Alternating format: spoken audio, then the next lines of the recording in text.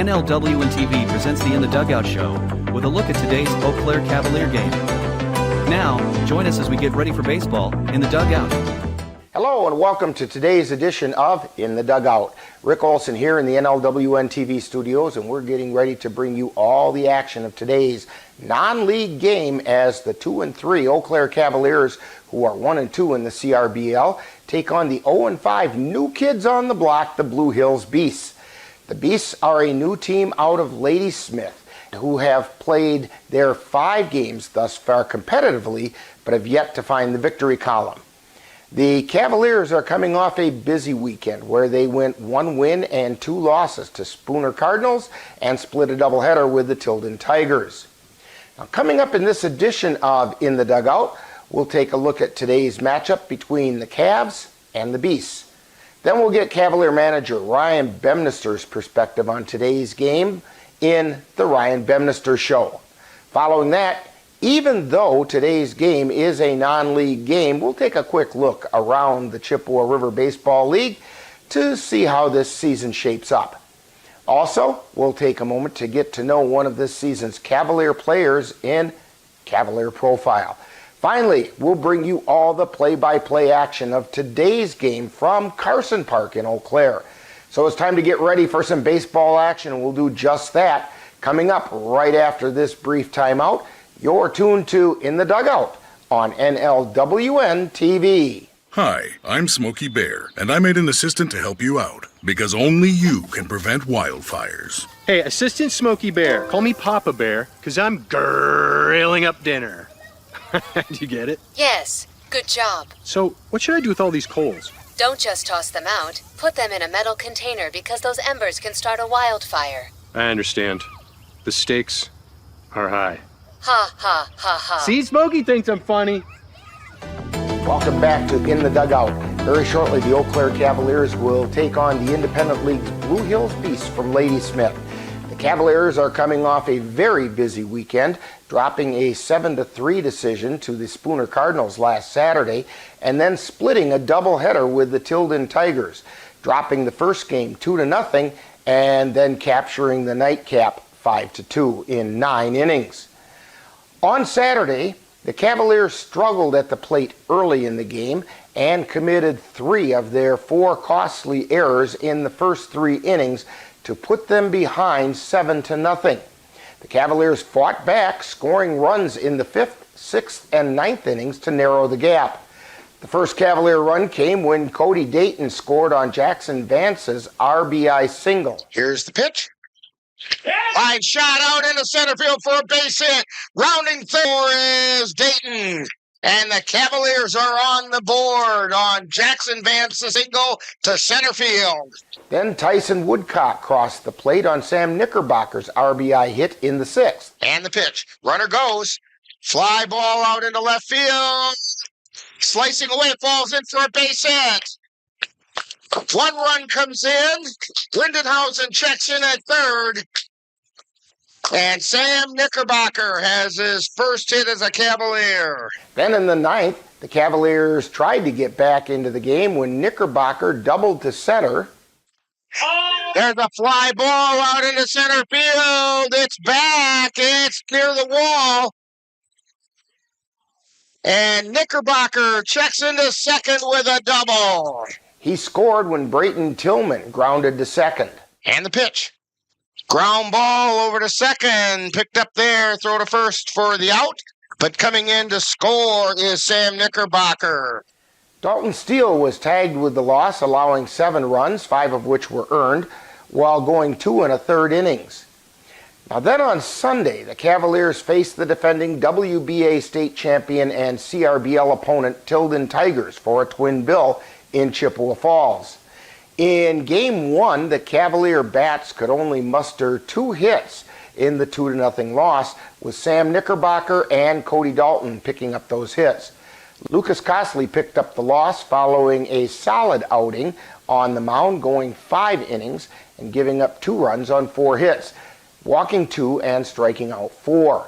In Game 2, the Cavs and the Tigers were locked in a pitcher's duel between the Cavs' Andrew Milner and the Tigers' Steph Skatasa. Milner threw 6 1/3 innings and took a 1-0 lead into the 7th inning. He ended up allowing 1 run on 5 hits, walking 2 and striking out 3. Picking up the win for the Cavs was Tyson Woodcock, who threw the final inning in 2/3 and allowed 1 run, which was not earned, on 2 hits with no walks or strikeouts. At the plate, Caden Erickson doubled to left in the 3rd inning. Here's the pitch. Fly ball out into left center field. That's going to find the gap and go all the way out to the fence. Erickson is going to check in at second base with a stand-up double. He scored on Xavier Bemnister's single to left. And the pitch. Soft liner out into left field is going to be in for a hit. Erickson rounds third. Here comes the throw to the plate. And Erickson's in safe because it got past the catcher. And the Cavs are on the board. The score remained 1-0 in favor of the Cavaliers until the bottom of the 7th inning. The Tigers posted a run to send the game into extra inning. Right field's open too if he can get it down the line. And it's ball 4, an RBI walk for Sam Knickerbocker. Then Dayton laced a 2 RBI single to right field, scoring Windenhausen and Cole Timon. And the pitch. Line shot out into right center field for a base hit. It gets past the fielders. It's scooped up, but 1 run is in. Here comes another run. Windenhausen has scored. Timon has scored. And Cody Dayton with a 2 RBI single. Now, the Blue Hills Beasts are a new team calling Ladysmith home. They're coming off a 7-0 loss to the Hagen Knights back on Mother's Day. They've also dropped games to the Chippewa Falls Lumberjacks, the Augusta Athletics, the Cadott Red Sox, and the Eau Claire Rivermen. Now, leading the way for the Beasts at the plate is Mason Carter, who's hitting at a .500 pace and a couple of runs scored. He's followed by Parker McKenna, who has a .444, John Kaiser at .400, and Chase Grothausen at .308.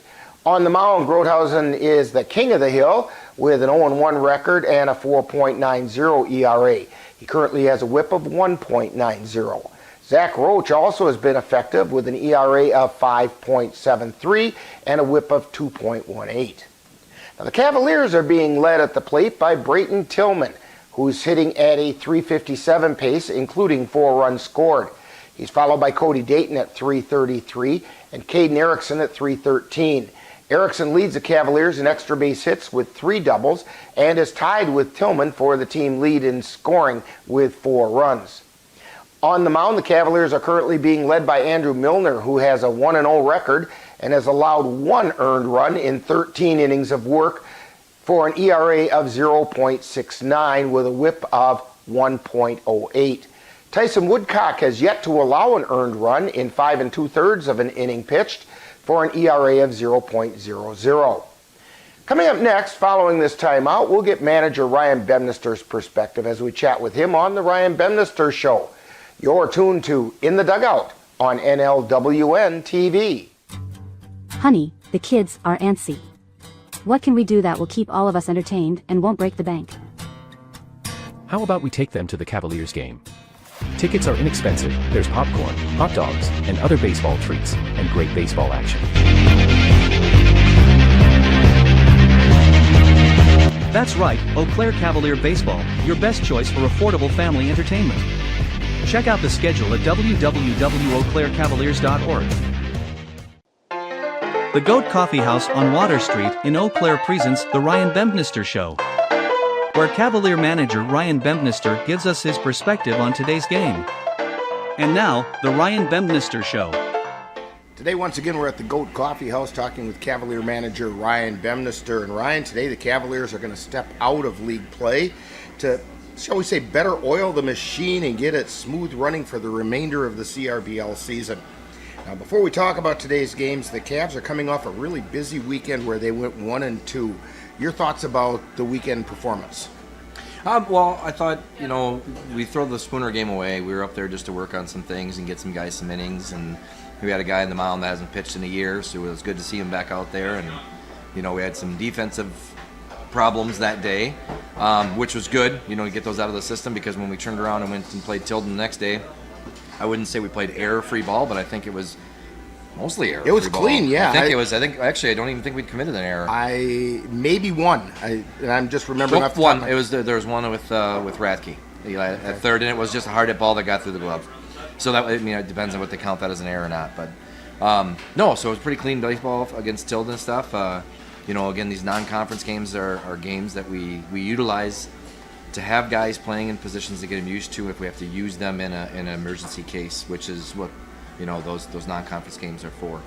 And of course, when you played Tilden, you split that doubleheader, which was one of your goals, is to at least come away with a split, and you accomplished that. Yeah. I mean, we're sitting okay right now at 1-2 in the conference.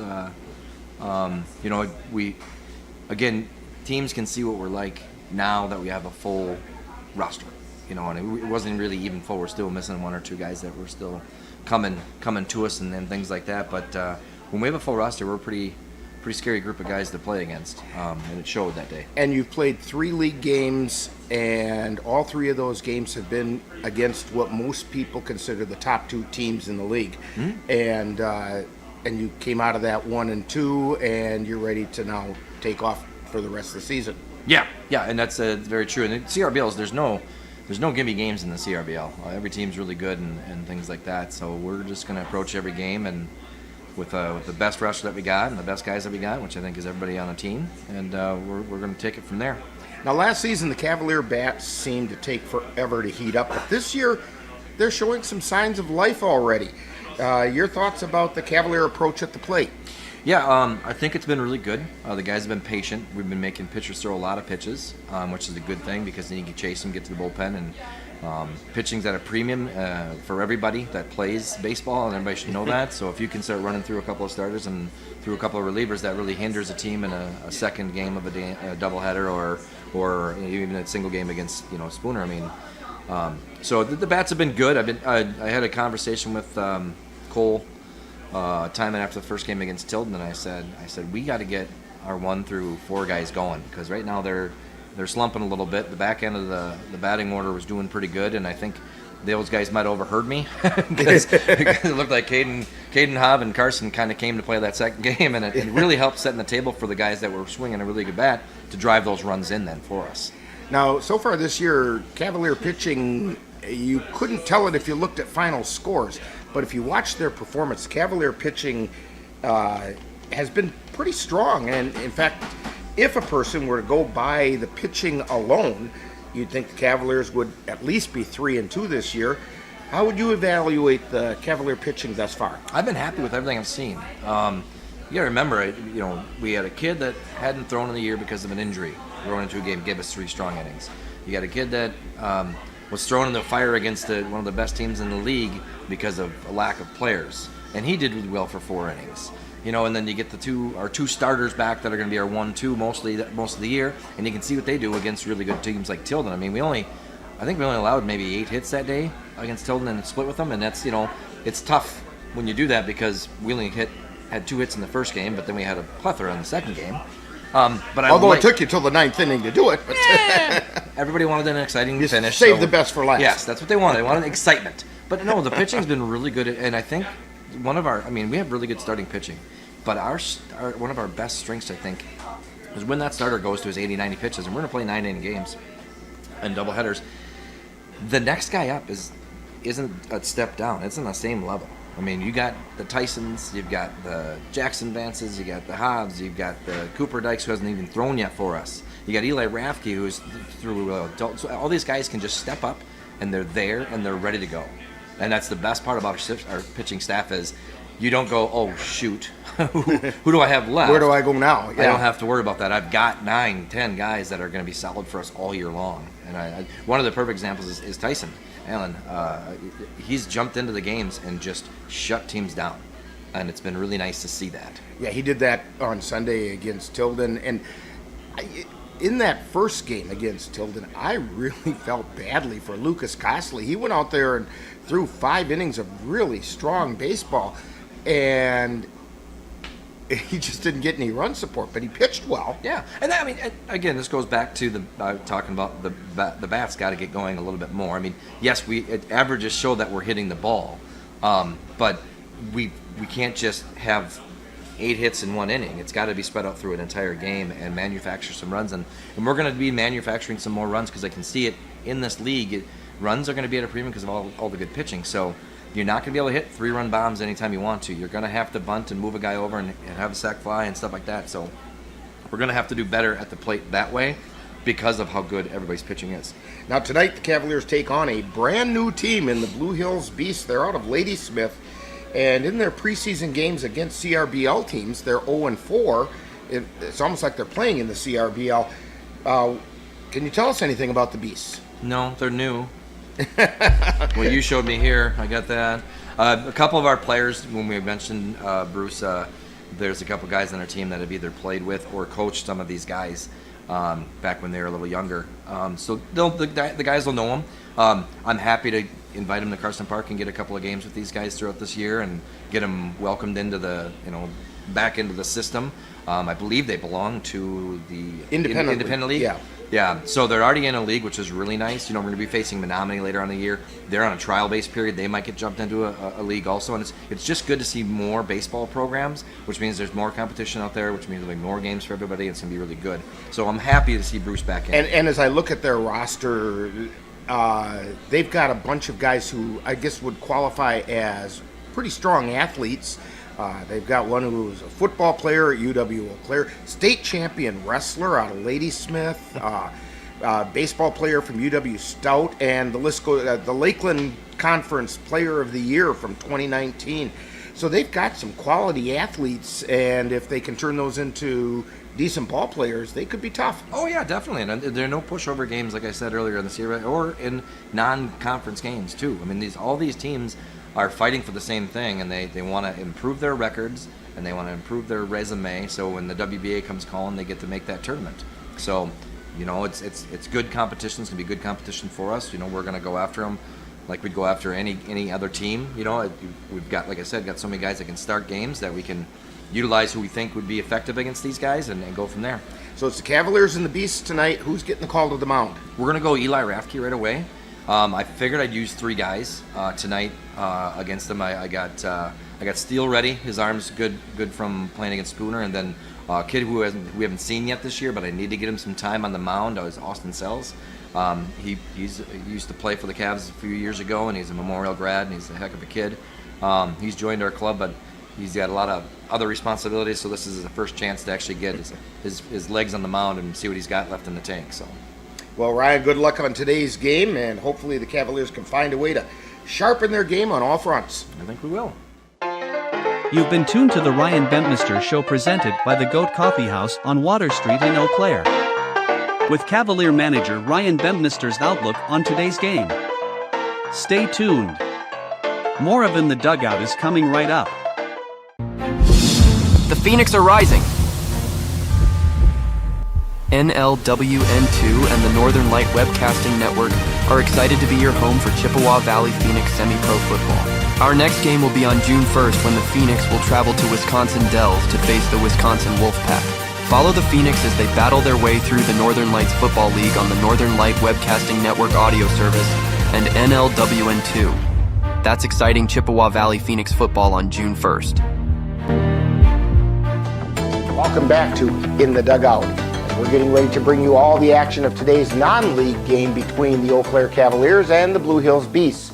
Even though today's game is not a Chippewa River Baseball League game, we should take a moment to examine what's happening in the CRBL.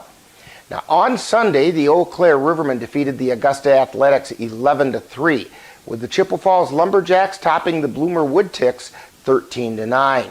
In doubleheader action, the Eau Claire Bears took 2 from the Cadott Red Sox, 8-6 and 17-4, while the Jim Falls Sturgeons swept the Beef River Bullfrogs 9-8 and 7-6. The Eau Claire Cavaliers and the Tilden Tigers split their doubleheader, with the Tigers winning the opener 2-0 and the Cavaliers taking the nightcap 5-2. Now, following this last weekend, the CRBL standings are as follows. In the North Division, the Jim Falls Sturgeons are currently in the top spot with a 3-1 record. Meanwhile, the Chippewa Falls Lumberjacks are in second at 2-1 and just a half a game back. In third place, we find the 3-3 Cadott Red Sox, who are only 1 game off the pace. 4th place holds the Tilden Tigers at 2-3, just 1.5 games out, while 5th place are the Bloomer Woodticks at 1-3 and 2 games back. In the South Division, the Osseo Merchants hold the lead with a 4-0 record, while the Eau Claire Bears are sitting in second at 4-1 and a half a game back, with the Eau Claire Rivermen at 1-1, just 2 games out. The Eau Claire Cavaliers are currently in 4th place, some 2.5 games out and at 1-2, while the Augusta Athletics hold down 5th place at 1-3, 3 games off the pace, with the Beef River Bullfrogs taking the 6th spot at 0-4. Now the CRBL is out of action for league play until next Wednesday to allow families time to commemorate the Memorial Day weekend. Now coming up next, following this timeout, we'll get to know one of this season's Cavalier players on Cavalier Profile. You're tuned to In the Dugout on NLWN-TV. Let NLWN-TV take you out to the ballgame.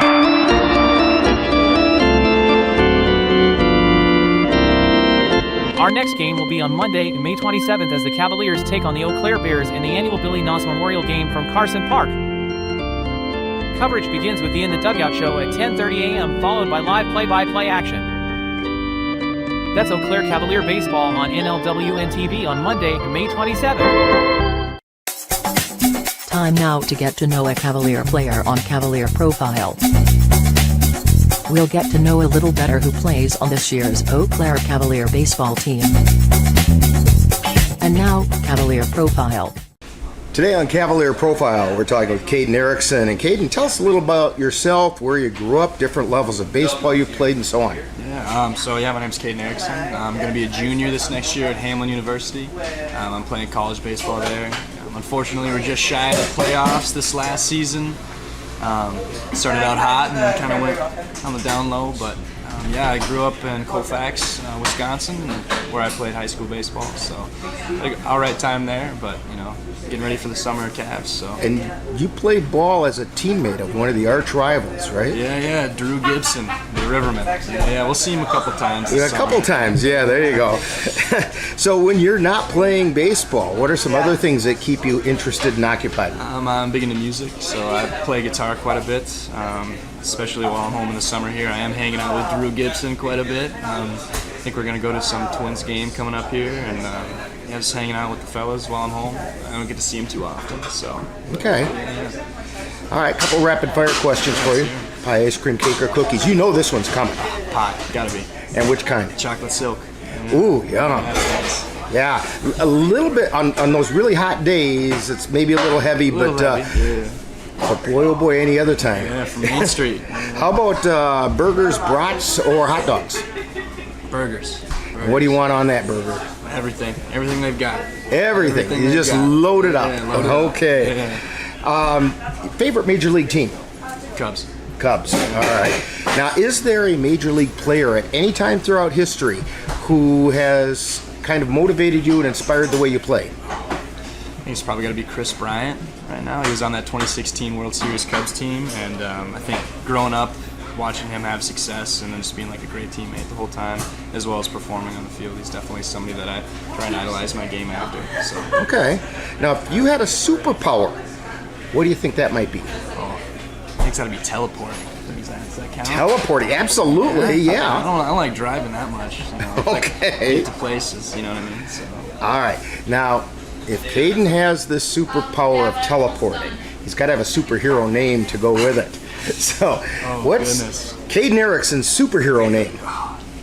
Something easy. I don't know. Captain Caden. How about Captain Caden? Oh, it's got a ring to it. A little bit of an alliteration in there. Something like it. Okay. We're talking with Caden Erickson today on Cavalier Profile. How about a shout out to the family and those fans who are watching you play? Yeah. Hi, Mom and Dad. I'm sure you'll be watching some live streams if you're not at the real games themselves. I see them there quite often. But if they're not, give a little shout out. All right, now when people come to Cavalier games, remind us, what number are you going to be wearing and what position or positions do you play? I'll be wearing number 6, and I'll probably be playing somewhere in the infield, either second, short, or third. So okay, right around anything on the left side sneaking over to the right side of the infield? That's it. Okay. We want to thank Caden Erickson for joining us today on Cavalier Profile. And coming up next is more of the In the Dugout show. This has been Cavalier Profile, where we get to know a little better who plays on the Cavalier baseball team. Stay tuned, more In the Dugout coming right up. The Eau Claire Cavaliers would like to take veterans out to the ball game. That's right, as a thank you for your service, any veteran of the United States military can receive a lifetime pass for free admission to all Cavalier home games. Just come to Carson Park with your veteran identification, and the Cavaliers will issue you a free lifetime pass to all Cavalier home games. That's just the Cavaliers' way of saying thank you for your service. Welcome back to In the Dugout. Today the Cavaliers will have a chance to get the engine running on all cylinders as they step out of league play to take on the Blue Hills Beasts. The Cavs need to clean up the fielding and continue to improve the hitting, which has been showing signs of coming to life. Meanwhile, the Beasts are looking for that elusive first win in team history, and notching that win against a team with the reputation of the Cavaliers in historic Carson Park would do wonders for their team development. Therefore, we will have some exciting Cavalier baseball for you right here on NLWN-TV. Now, in just a moment, I'll be joining the rest of our broadcast crew at historic Carson Park in Eau Claire, as we'll bring you all the action of today's game between the Eau Claire Cavaliers and the Blue Hills Beasts from Ladysmith. Now, that's coming up next. You've been tuned to In the Dugout on NLWN-TV. When it comes to making plans, you are the best. What about those barbecues you plan in detail for your family? Or your daughter's first costume party? The same way you plan each detail for those moments, start planning to protect you and your loved ones from a natural disaster. Sign up for local weather and emergency alerts. Prepare an emergency kit and make a family communications plan. Protecting your family is the best plan you can make. You've been watching the In the Dugout show with a look at today's Eau Claire Cavalier game. Stay tuned! Coming up next is live Eau Claire Cavalier baseball. It happens to everyone eventually. Your computer goes on the fritz. Fear not, Sladen's Technology Services can help. When your computer decides to not cooperate, it can be very frustrating. Let Sladen's Technology Services keep you from wanting to drive your computer right off a cliff. Sladen's Technology Services supports business of all sizes. They offer assistance with managed anti-malware, encrypted email, fast tech support, data backup, and recovery, and more. Call Sladen's Technology Services at 715-864-2833 and get the IT help you desire. Sladen's Technology Services is the official IT service for the Northern Light Webcasting Network. Eau Claire Cavalier baseball is on the air. Fly ball out into center field. It's hit hard. It's hit long, and it's gone. A home run for Cole Hyman. NLWN-TV proudly presents today's Eau Claire Cavalier game. Join us while we follow the Cavaliers as they battle their way through the Chippewa River Baseball League. Fly ball out into right field. This one's tagged, and it's out of here. Into the fan deck, a 2-run home run by Gabe O'Brien. And now, out to the ballpark for Eau Claire Cavalier baseball. And good afternoon. Welcome to Carson Park. It's almost good evening as the Eau Claire Cavaliers are getting ready to take on the Blue Hills Beasts from Ladysmith. Rick Olson here, along with Dan Petchow. He's doing double duty today. He's going to give us all of his wisdom as well as all the good camera shots. And Ann Monroe on the computer. And the Blue Hills Beasts are getting ready out in the infield and outfield and taking their warm-ups. Dan, Cavs had a busy weekend over the weekend with 3 games in 2 days and splitting a doubleheader with the Tilden Tigers. What'd you take away from that? Yeah, split a split was good there for the Cavs, and I think the guys are starting to gel and get things figured out. Maybe they start a little flat that first game, and but the defense picked it up in the second. Bats came alive later in the game, and the bats just got to stay hot now. That to me seems to be the critical thing as well. They also need to, and they did in the second game of that double. They did in the first game of the doubleheader as well. But they have to clean up some mistakes that were plaguing them a little earlier in their fielding. But that they seem to have, well, knock on wood, because they seem to have turned the corner, and so hopefully, yeah, it's kind of almost kind of a new group this year. There's a few guys from last year, but it's kind of everybody getting in sync, and the season started out kind of weird with the weather and getting everybody back from colleges, and I think they kind of know their roles now and how it's going to go, and so they can just settle and play ball now. Cavaliers have their entire roster here, I believe, with the exception of one and maybe a second one, who are still finishing up their high school seasons. And tournament play gets going for them this week and next week, and then we'll see how long it takes for them to be here for the Cavaliers. We'll take this real quick time out here as we're getting ready for the start of this game, and we'll have starting lineups, national anthem, and so on right after this timeout on NLWN-TV.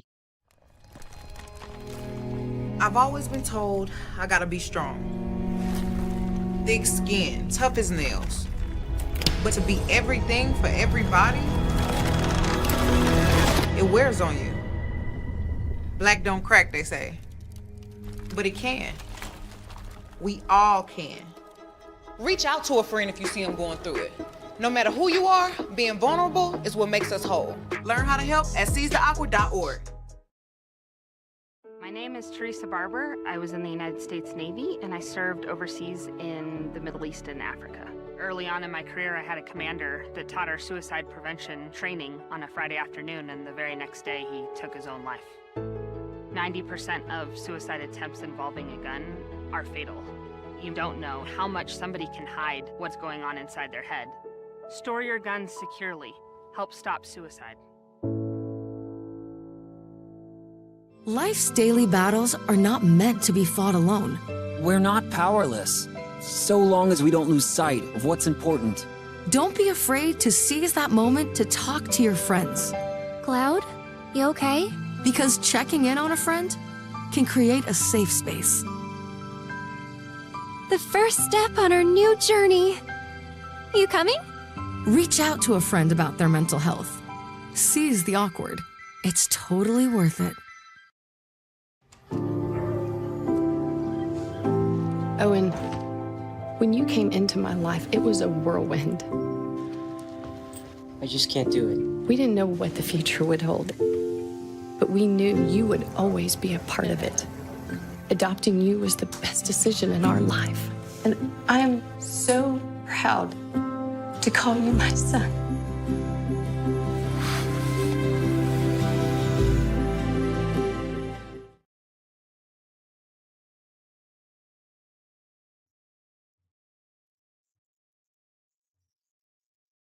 And we're back here at Carson Park, and we're getting ready for the start of this game. And let's take a look at the starting lineups for this game for the visiting Blue Hills Beasts. Leading off, the center fielder, Chase Grothausen. Batting second, the third baseman, Mason Carter. Batting third is the shortstop, Nathan Roach. Batting fourth is the catcher, Ben Kopass. Batting fifth is second base, Jared Squires. Batting sixth is the left fielder and also team manager, John Kaiser. Batting seventh is a designated hitter, Packer McKenna. Batting eighth and playing first base is Kevin Brockman. And batting ninth, playing right field, is Ryan Wissick. For the Cavaliers, Leading off at shortstop, Caden Erickson. Batting second at third base, Josh Garcia. Batting third out in right field is Carson Windenhausen. Batting fourth and catching is Cole Timon. Batting fifth, the designated hitter, Sam Knickerbocker. Batting sixth, the extra hitter, Connor O'Reilly. Batting seventh and playing left field is Brayton Tillman. Batting eighth and playing second base, Ashton Kroll. Batting ninth and playing center field is Trenton Palmer. And then batting 10th and playing first base is Jerome Delikowski. And the Blue Hills Beasts are just about done taking their ins and outs. We've been dodging rain showers the latter part of the afternoon, but it sure looks to me like it's kind of cleared out of the area.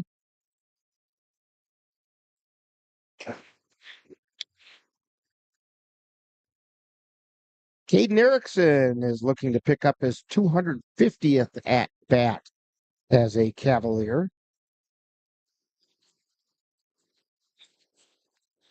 So we have partly cloudy skies, but directly over the ballpark, it's clear. And the shadows are creeping from the third base line out past the pitcher's mound. It's 62 degrees here in Eau Claire, so it's a cool evening, but it's hardly what I would call cold. And the managers are getting ready to meet at home plate with the umpires. Yep, there are two. I only saw one there for a minute. So, manager Ryan Bemnister and John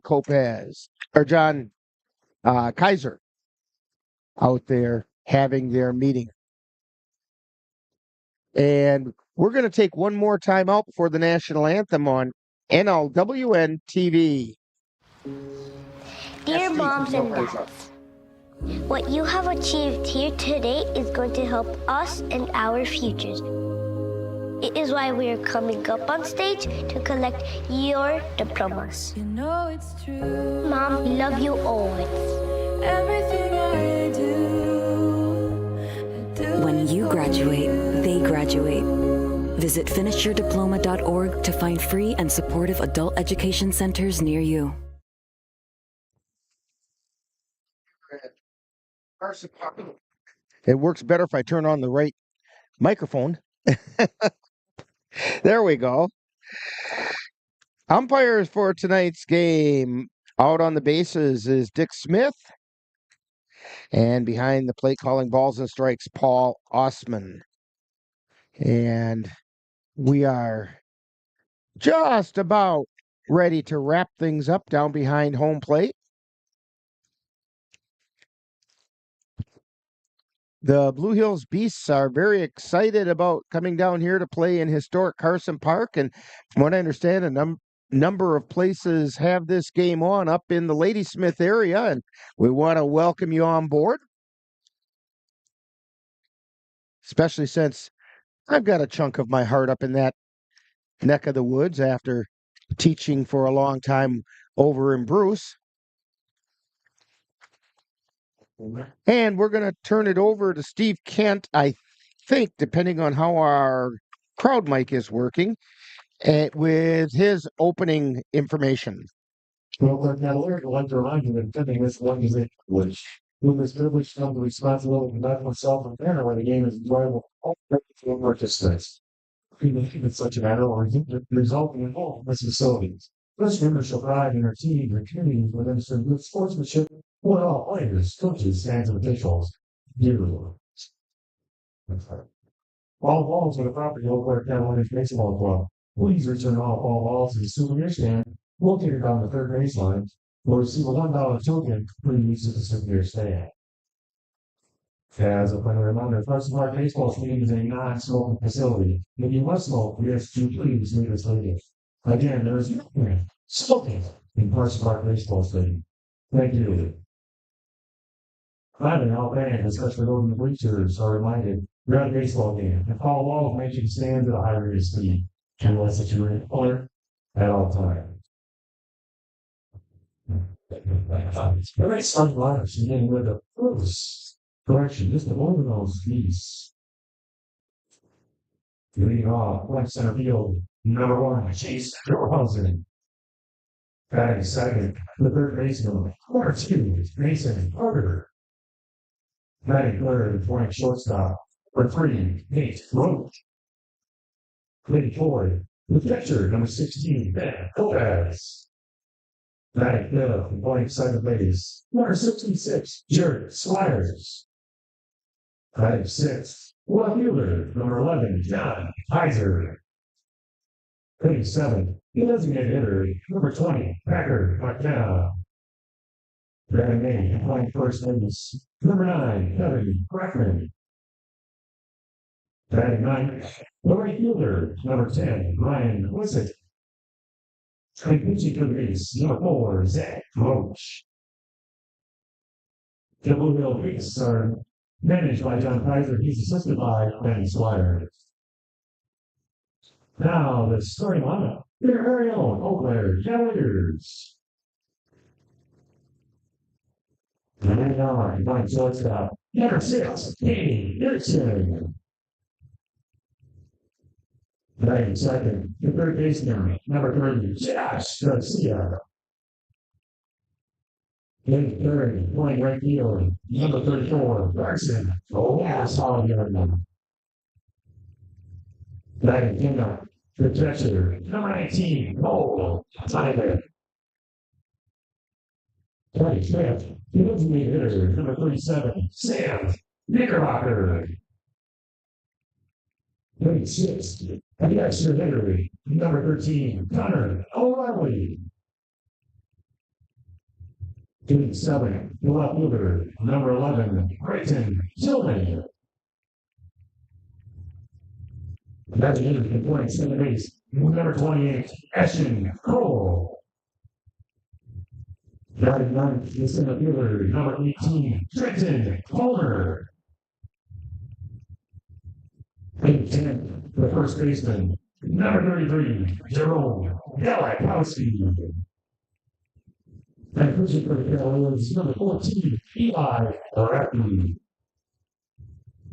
The kid out of the 95, the Coffee Goat, Ryan Femister. He's assisted by Brian Meyer. Let's give a warm welcome to our officials for today's game. On the bases, Mr. Richard Smith. And behind home plate, Sir Paul Osmond. Now, the 80 lives, remove your hats and honor America with a singing for national anthem by Miss Ellie Glass.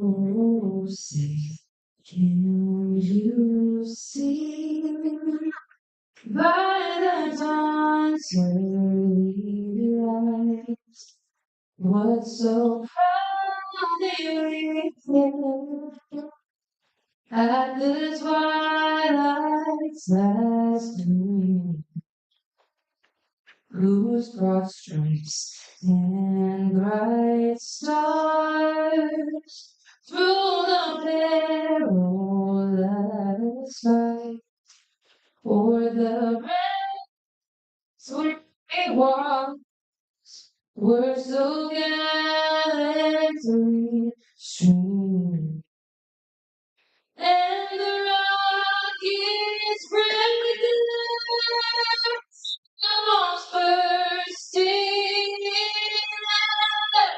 gave through the night that our flag was still there. Oh, say does that star-spangled banner that wave for the land of the free?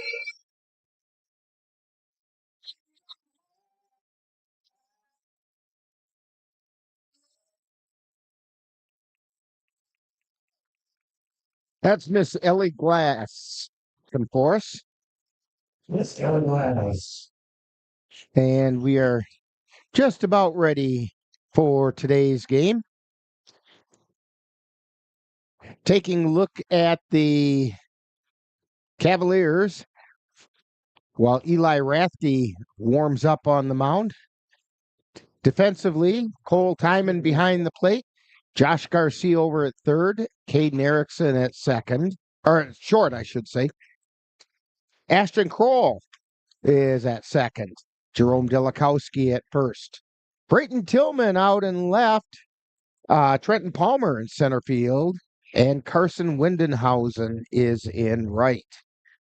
As I said, on the mound is Eli Rathke. He has a 0-0 record. He's pitched 3 1/3 innings so far this year. That was in that opener against the Osseo Merchants, and he was kind of thrown in under the gun, so to speak, when starting pitcher Ladell Torres had to retire due to injury. So anyway, Rathke has given up 7 runs. They were all earned on 5 hits. He's walked 5, struck out 2.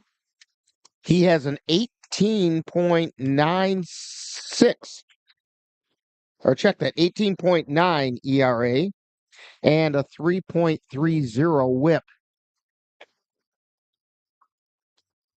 And the balls are coming in, just about time for Timon to fire it down to second. And he does. As they send it around the horn and ready to get things started, Chase Grothausen stepping to the plate for the Blue Hills Beasts.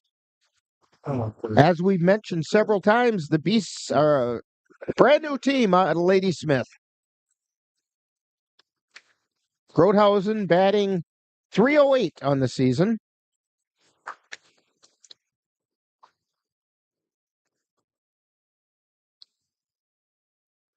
Rathke winds and the first pitch. Just a bit inside.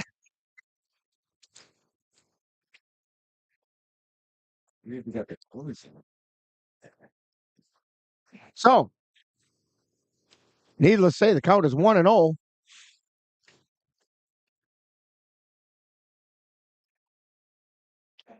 Rathke looking in for the sign. And that one caught the inside corner.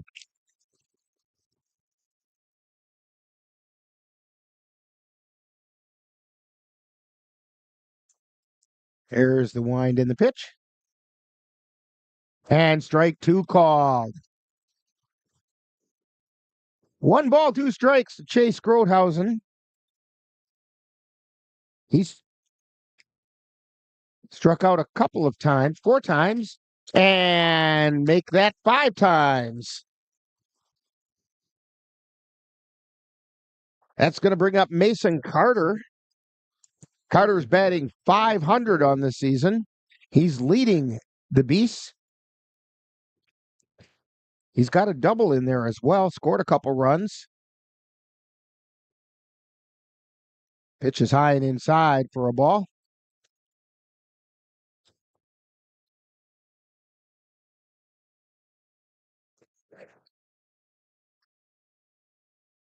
Here's the wind in the pitch. There's a called strike. Paul Osman likes that inside corner. And the pitch. It's a little high. 2 balls and a strike to Mason Carter.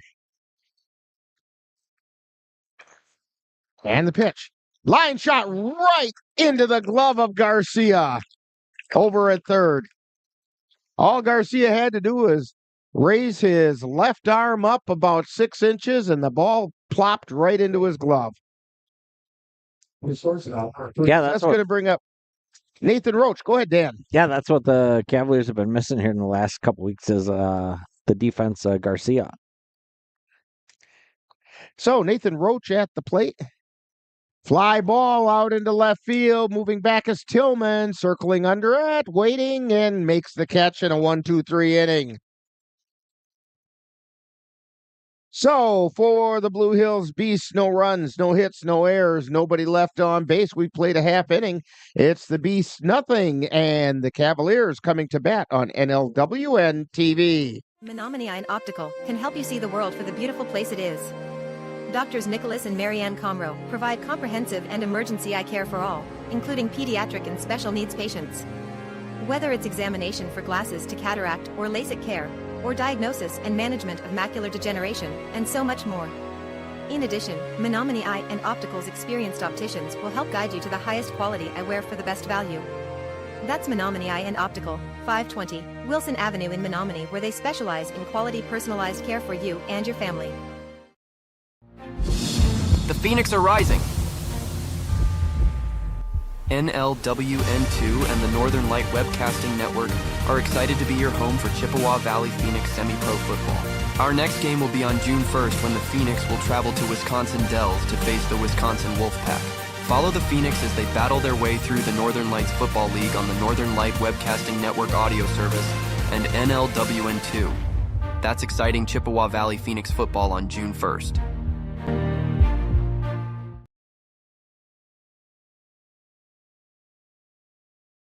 Back here at Carson Park, Cavaliers getting ready to come to bat in the bottom of the first inning after a very nice inning by Eli Rathke.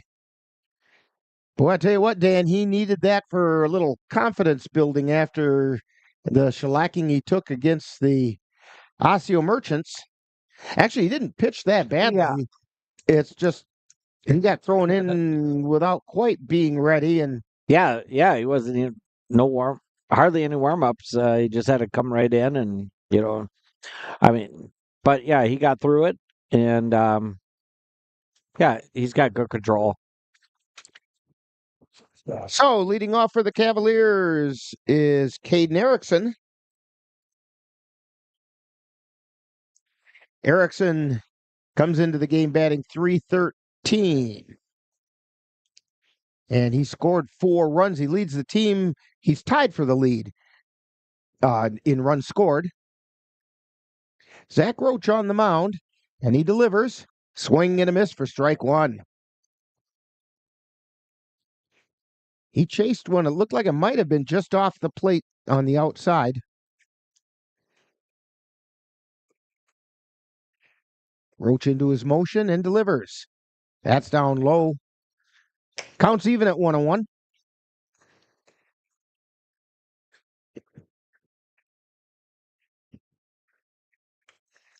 Here's the pitch. Pop foul, and it's out of play into the bleachers. Yeah, Dan, with the rain that we had through the afternoon, I think it's kind of holding the crowd down a little bit. Yeah, it's kind of on and off. We only had that big shower about 6 o'clock, and I think that made everybody stay home. Plus, the big shower right after the high school game ended that was here earlier. Foul ball down the third baseline by Erickson. But yeah, it's nice now.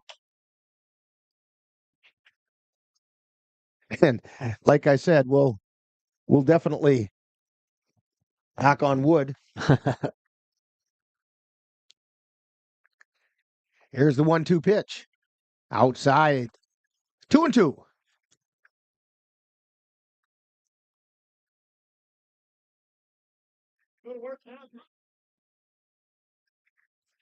And the pitch. High pop up on the back edge of the infield, moving over and making the catch is Nathan Roach. So with 1 down, that brings up Josh Garcia. Garcia still looking for his first hit of the season.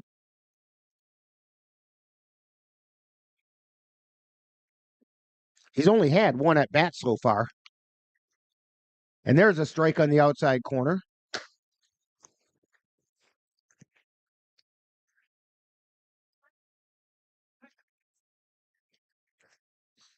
Roach winds and fires. Ground ball foul down the third baseline.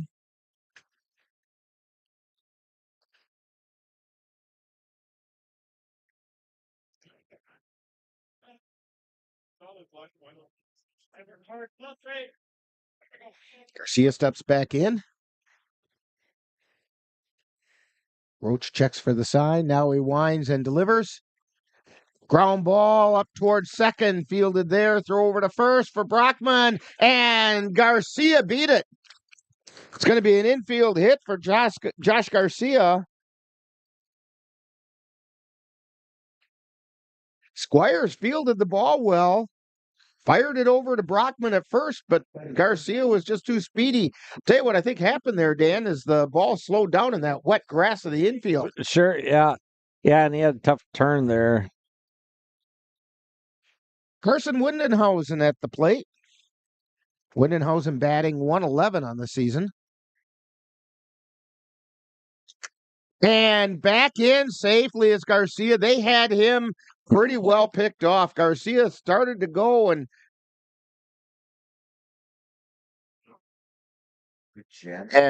Roach stepped off, throw over to first. And he's back in again. Roach has a quick move over there to first.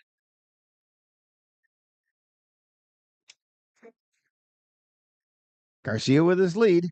And the pitch. It's high and inside to Windenhausen. 1 ball, no strikes.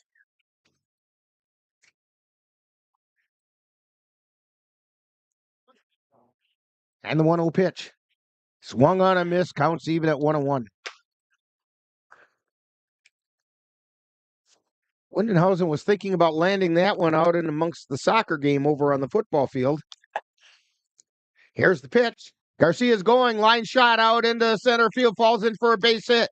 Garcia around second, heading to third, and the Cavs have runners on the corners.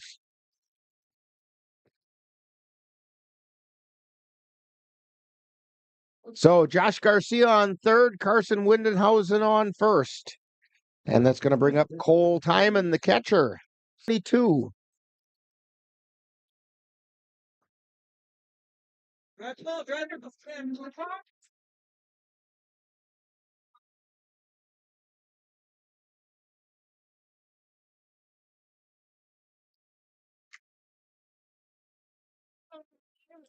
Stepped off and chased Windenhausen back to the bag. Now the pitch to Timon.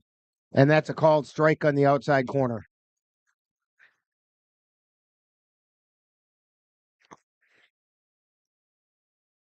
Zach Roach on the mound. He's at the belt and delivers. Swung on a miss, strike 2.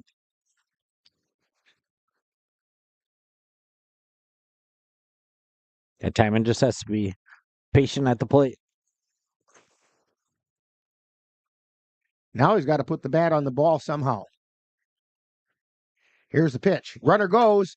Fouled away on the right side.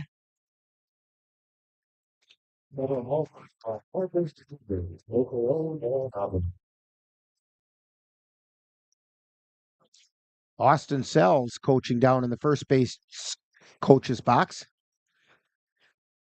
As usual, Ryan Bemnister over on third. Roach at the belt. 0-2 pitch. Pop up. Out into shallow center field. Nathan Roach makes the catch. For 2 down. That's going to bring up Sam Knickerbocker.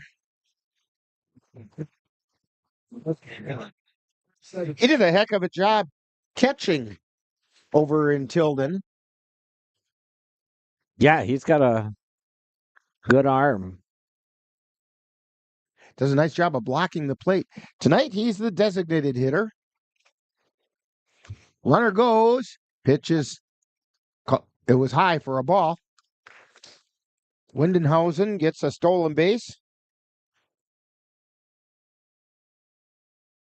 Runners at second and third. Runners in scoring position. There's a pop-up, and Nathan Roach moving over, and he made all 3 outs of the inning. So the Cavaliers threaten but don't score with no runs on 2 hits, no errors. 2 were left on base, and we've played an inning, and no score from Carson Park on NLWN-TV. The roar of our engines, the pump of our heartbeats, the pedal to our metal. The sparks that ignite us, the pistons that push us, the passions that drive us, on the roads that unite us. Napa has America's largest network of parts and care, here to be the fuel that keeps you firing on all cylinders. Visit either of Eau Claire's 2 locally owned Napa Auto Parts stores on Highway 93 or North Claremont Avenue. There's so many rewards in life. You coming into our home was one of the greatest rewards we could have ever had. You know, it took 20 years, and I got my 3rd child, who was 17 at the time. It's so cool to watch the adult that you've become, and you really have done as much for us as you think we've done for you.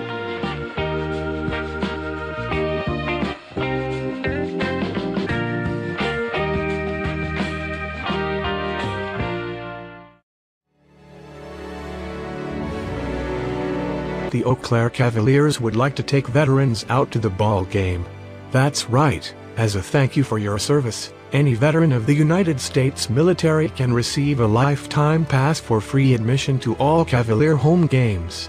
Just come to Carson Park with your veteran identification, and the Cavaliers will issue you a free lifetime pass to all Cavalier home games. That's just the Cavaliers' way of saying thank you for your service. Getting into the top half of the second inning is Ben Kopaz, and it pitches high for a ball. Paul Osman does a nice job of showing us where the ball was from his perspective. And the pitch. That's ball 2.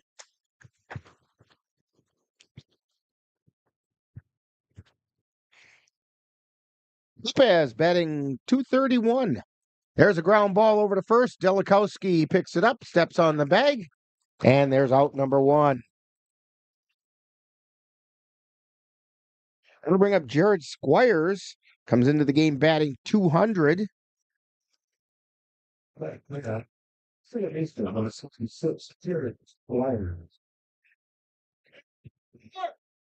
He's got 20 at-bats on the season, has yet to be struck out. There's a pop foul out of play. No balls and 1 strike. And the pitch. That's high and inside.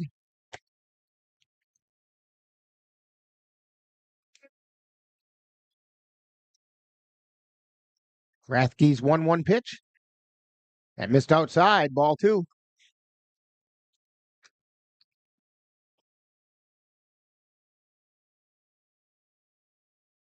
Rathke winds and fires. High and inside, ball 3. Squires now has a hitter's pitch.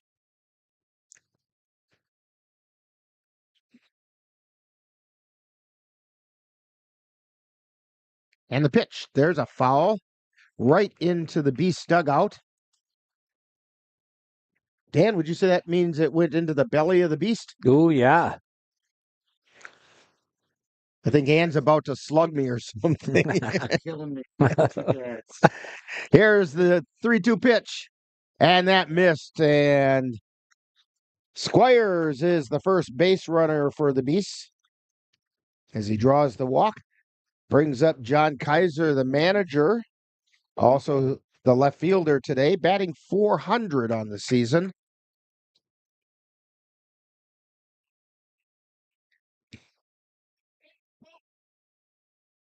He's also scored 3 times. That pitch missed high for a ball.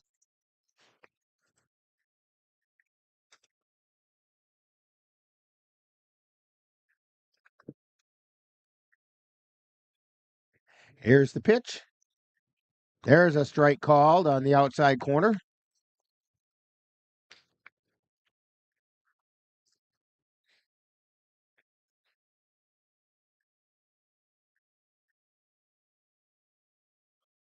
Rathke's pitch. Fly ball out into left field. Tillman moving back, and he makes a catch in front of the warning track.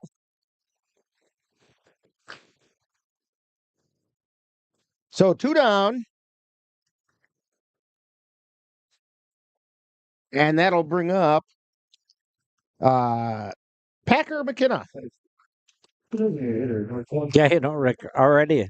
I think there's been 3 balls that really popped off the bats. We might see a home run tonight. That was a good hit ball out there. Pitch is outside, throw down to first, and back in. And Delikowski trying to lay the tag on him and kind of cracked him across the bridge of the nose.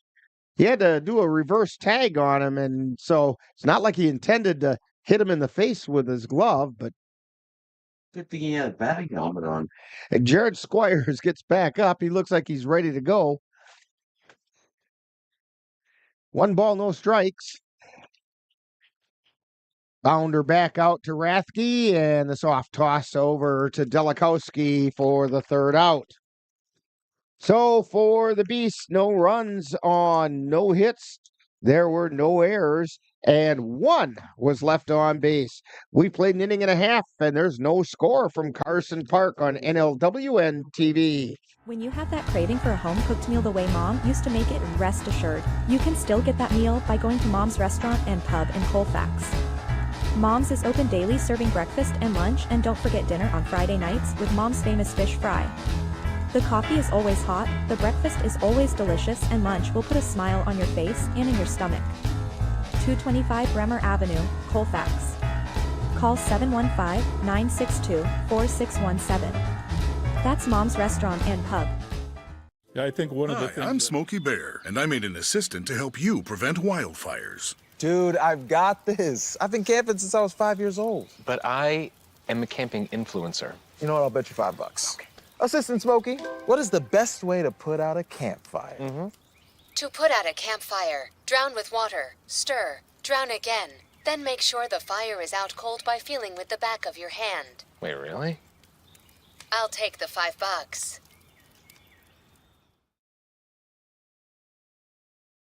So we're back here at Carson Park. Rick Olson along with Dan Petchow and Monroe on the computer. And we're heading into the bottom of the 2nd inning. And due up for the Cavaliers is Connor O'Reilly. He'll be followed by Brayton Tillman and Ashton Kroll. O'Reilly looking for his first hit of the season, but he only has 3 at-bats so far this year.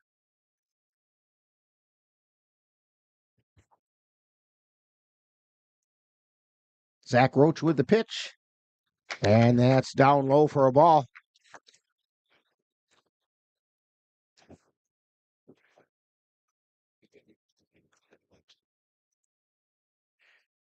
And the 1-0 pitch is inside. No, he called it a strike. So the count's even at 1-1.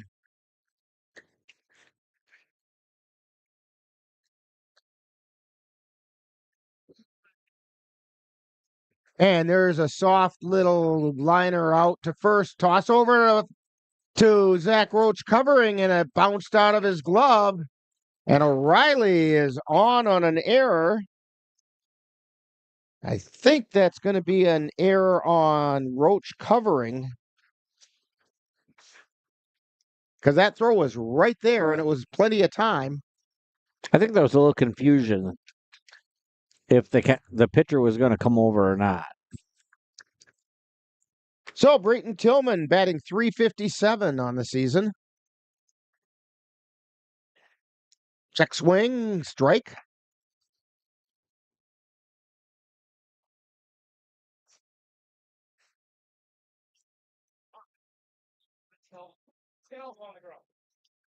And the pitch. Runner goes. Heading down to second, and he's in safely. Connor O'Reilly gets a stolen base.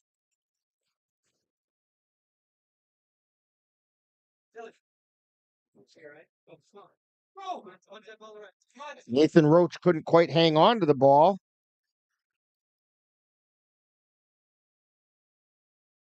One ball, one strike. And the pitch. Outside.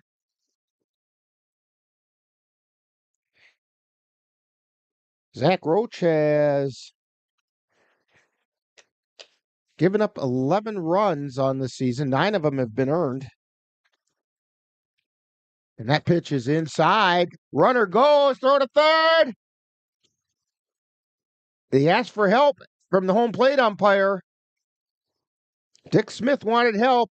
Home plate umpire didn't see it.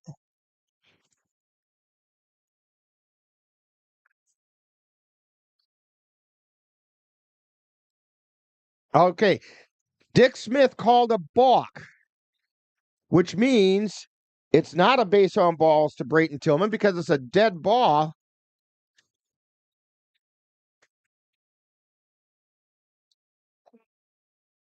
But why doesn't the runner get the base if there was a balk? Now I'm confused. Oh, no, he does get the base on balls.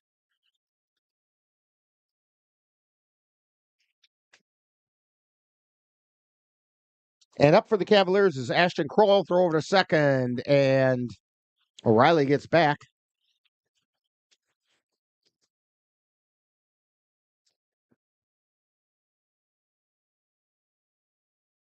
And the pitch. Chopper foul.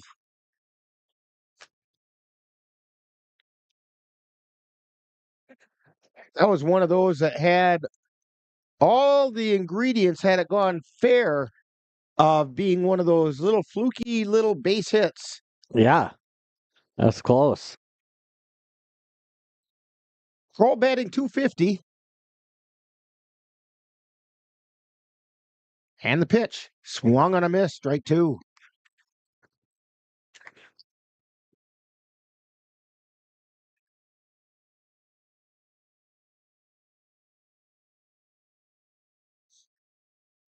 Throw over to second and back in safely. Yeah, they got to try to hold him at second. There's no outs.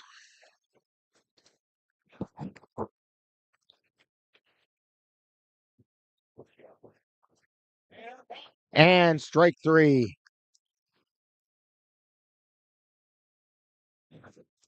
One down.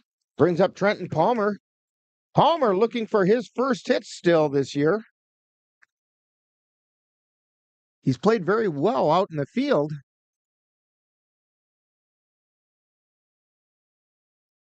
There's a line shot out into center field. Diving and they called him out, and they're going to double off. Is that triple play? No, it was already one out. Okay, yeah. But Palmer lines to center field on a web gem out there by Grothausen.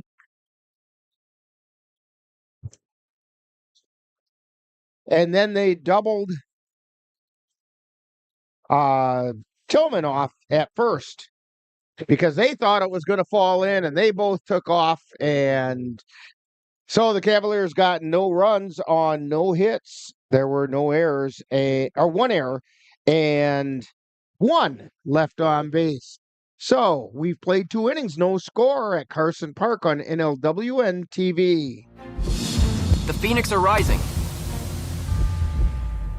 NLWN-2 and the Northern Light Webcasting Network are excited to be your home for Chippewa Valley Phoenix semi-pro football. Our next game will be on June 1st when the Phoenix will travel to Wisconsin Dells to face the Wisconsin Wolfpack. Follow the Phoenix as they battle their way through the Northern Lights Football League on the Northern Light Webcasting Network audio service and NLWN-2.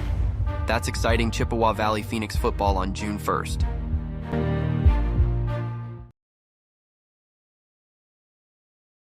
Back here at Carson Park. No score in this one. A view of our and the Blue Hills Beasts. A view of our weekly fan up there. Spectators watching us. If I zoom out a little bit, right over there is the nest. Yeah, he's on the pole just to the right of their giant nest. Stepping in for the Beasts at the top of the third inning is Kevin Brockman. Brockman hitting .200 on the season. Graduate of Bruce High School. He was the Lakeland Conference Player of the Year in 2019. The first pitch is a ball.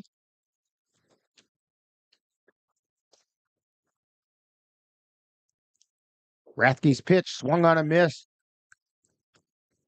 1 ball, 1 strike.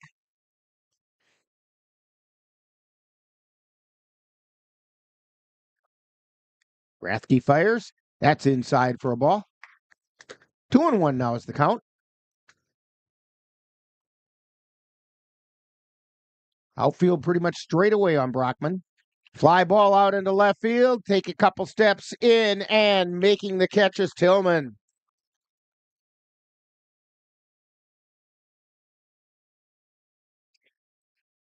Tillman must have heard me where I said they were playing because that was right to him.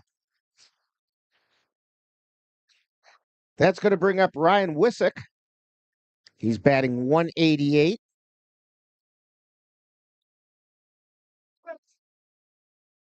And the first pitch is a strike. 1 out. We're in the top of the third. Swing and a miss. Strike 2. Wissick chased the high heat that time and came up empty. We'll go back to the top of the order after Wissick. Here's the pitch. Check swing. He had a notion, but it was outside. 1 ball, 2 strikes.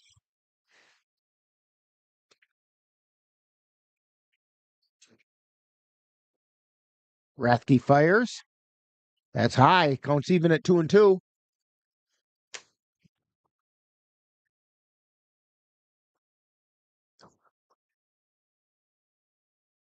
What's that? Rathke wanted a new ball. And he's into his motion, and he delivers. Well, that ball didn't help him any because it got Wissick right in the small of the back. So he trots on down to first. And it takes us back to the top of the order. Chase Grothausen, who went down looking his first time up.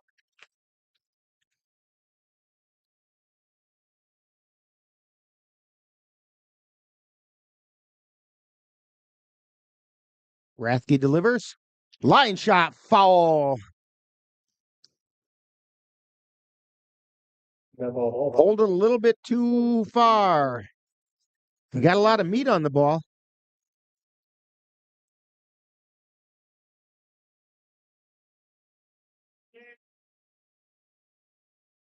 Wissick with a lead. And the pitch. That didn't miss by much. A ball and a strike. I look out at the scoreboard. Number 1 is 1 ball, 1 strike, 1 out. That's 4 aces. That's a good hand. Rathke delivers. And it's inside. 2-1 now is the count.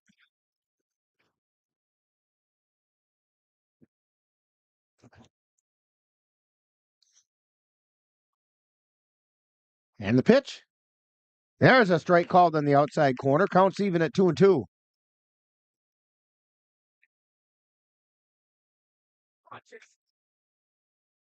Chase Grothausen at the bat. Eli Rathke on the mound, and he delivers. And it was a foul tip.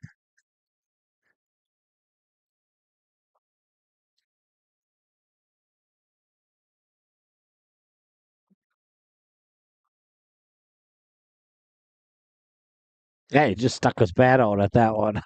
Just got a teeny bit of it, which made Wissick have to go back to first because he had taken off.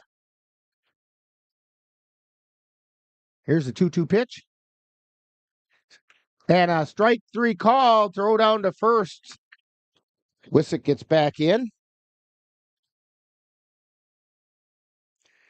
2 down.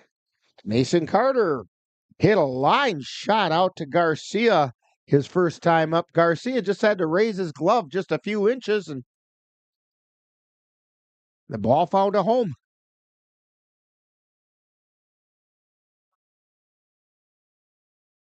Here's the pitch. There's a strike called on the outside corner.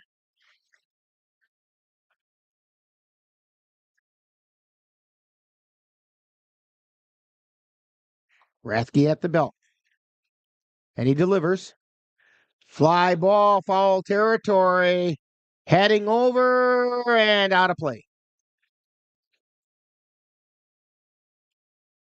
Kroll and Windenhausen were almost like they were racing each other for it. Delikowski was out there for show.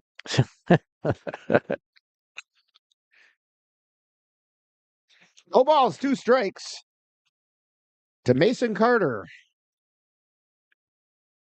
Coach always likes the effort when you head over there. Absolutely. Rathke peeks over at first and now delivers. Broken bat, liner to Delikowski. When a bat breaks like that, it has a very sickening sound coming off the bat. So for the Beasts, no runs on no hits. There were no errors. 1 man left on base. We've played 2.5 and no score from Carson Park on NLWN-TV.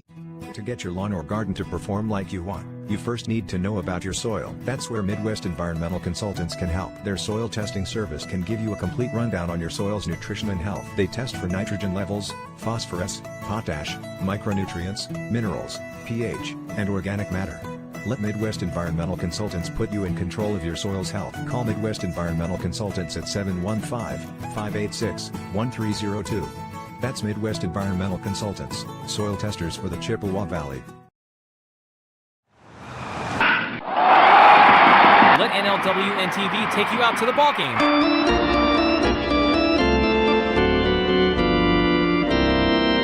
Our next game will be on Monday, May 27th, as the Cavaliers take on the Eau Claire Bears in the annual Billy Noss Memorial Game from Carson Park.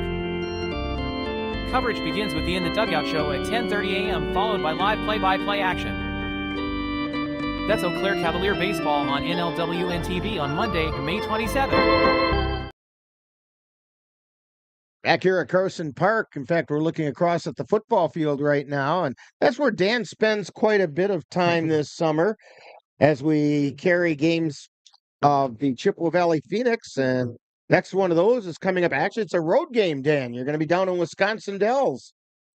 Yeah, better take my shorts along. Leading off for the Cavaliers in the bottom of the 3rd, Jerome Delikowski, first baseman.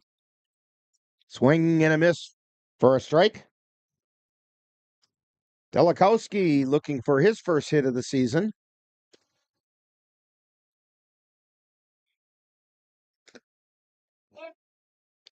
That one's down low for a ball.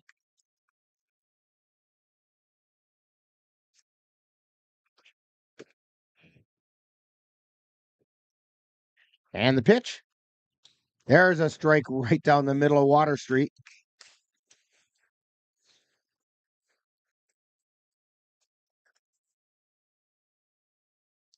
One ball, 2 strikes. Zach Roach goes into his motion and delivers. Low and inside. 2-2 is the count. Dan, I just have a feeling one of these days real soon, Delikowski's going to get a hold of one.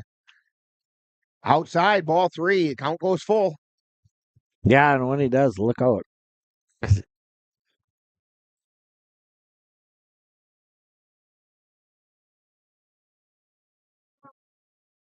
Roach delivers. Foul back. He swung at ball 4.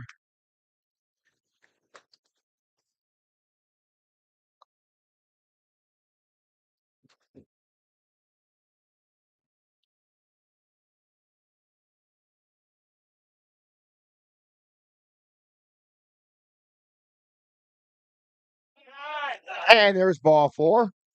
So Delikowski draws the walk. Back to the top of the order for the Cavaliers. Caden Erickson popped out to short his first time up. Zach Roach has 11 innings so far this season. Well, actually, he's now got 13 innings pitched. Here's the pitch outside for a ball. Coming into the game, he gave up 11 runs, 9 of which were earned on 8 hits. He'd walked 16 and struck out 12. Foul tip into the glove. Counts even at 1-1. And Roach's ERA is 5.73.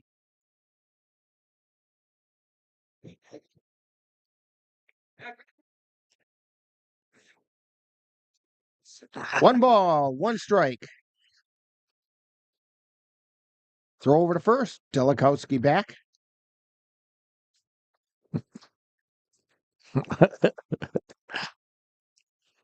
Delikowski, when we talked to him for Cavalier Profile, he said he wished his superpower was speed because he doesn't have any. Fly ball out into left center field. Moving over and getting under it is Grothausen, and he makes the catch. Delikowski has to retreat back. Brings up Josh Garcia. He got his first hit of the season on an infield hit to second. He used his speed to beat it out.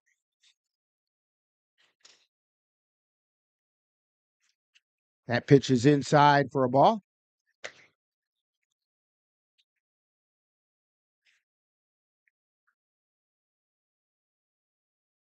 Delikowski takes his lead. Here comes the pitch.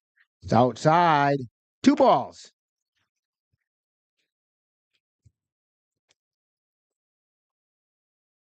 Roach peeks over at first. And he delivers.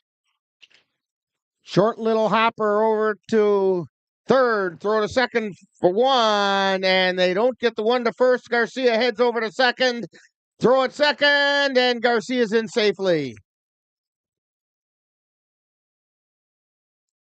So Garcia gets on a fielder's choice.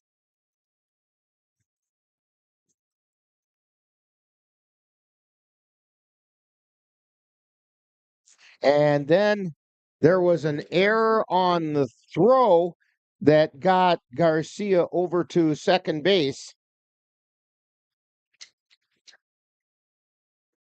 It brings up Carson Windenhausen. 1 down, runner on second. 2 down, runner on second.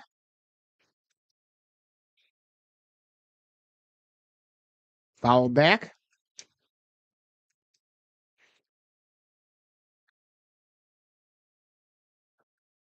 This is another one, Dan. I'm just waiting for him to get a hold of one. He had a bunch of home runs playing with UW Eau Claire this spring.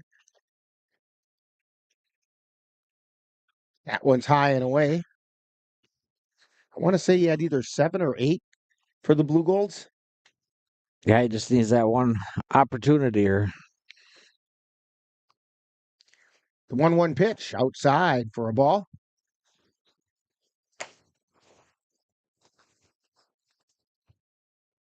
Two balls and a strike.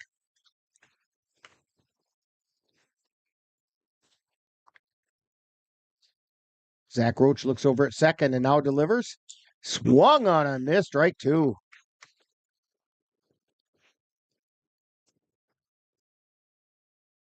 He's putting a good swing on the ball. He's just a little under it, it looks like. 2 balls, 2 strikes, 2 down. Foul back into the backstop.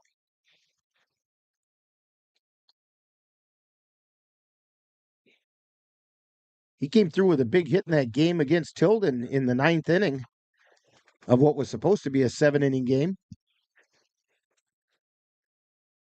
Part of that big Cavalier 4-run rally, allowing them to come away with a split of the doubleheader.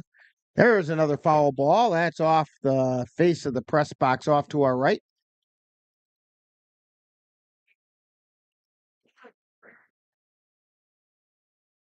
Count remains 2-2. 2 balls, 2 strikes, 2 down. Runner on second. That's Josh Garcia on second.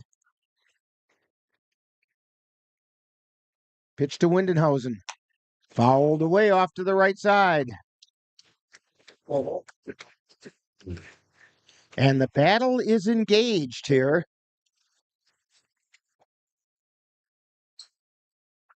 Yeah, trying to pitch it away from him.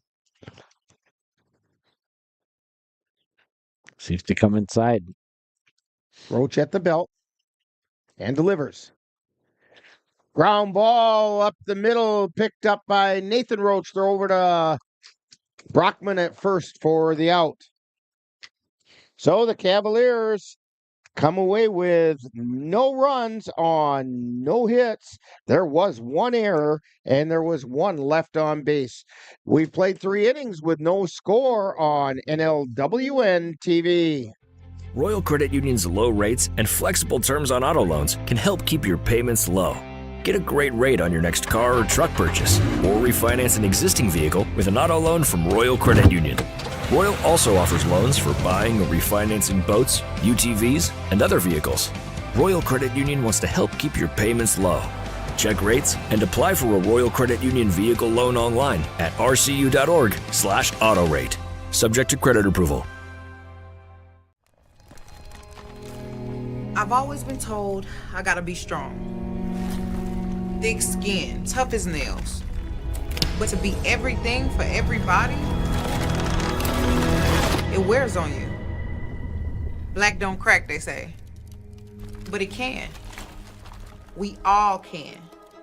Reach out to a friend if you see them going through it. No matter who you are, being vulnerable is what makes us whole. Learn how to help at seizetheawkward.org. My name is Teresa Barber. I was in the United States Navy and I served overseas in the Middle East and Africa. Early on in my career, I had a commander that taught our suicide prevention training on a Friday afternoon, and the very next day he took his own life. 90% of suicide attempts involving a gun are fatal. You don't know how much somebody can hide what's going on inside their head. Store your guns securely. Help stop suicide.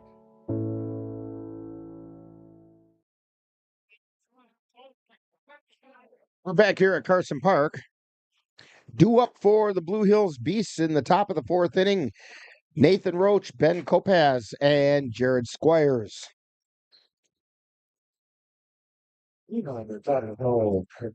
Rathke out for his 4th inning of work.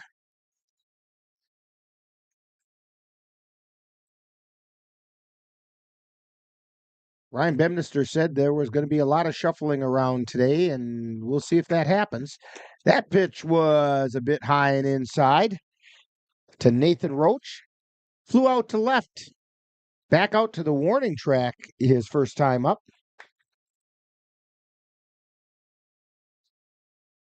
Here's the pitch. Ground ball to third. Garcia has it. Throw over to first, and it's in time.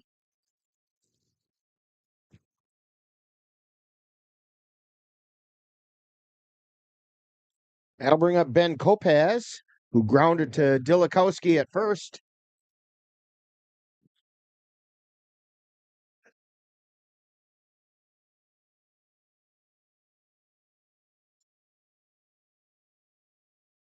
And the pitch.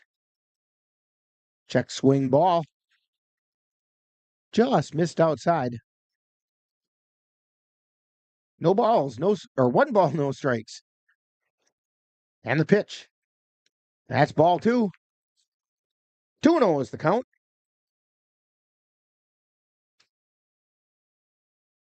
Here's the wind in the pitch. There's a strike on the inside third of the plate.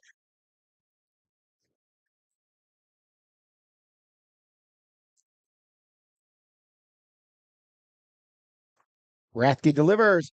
Pop foul back behind us. And off the roof of the grandstand.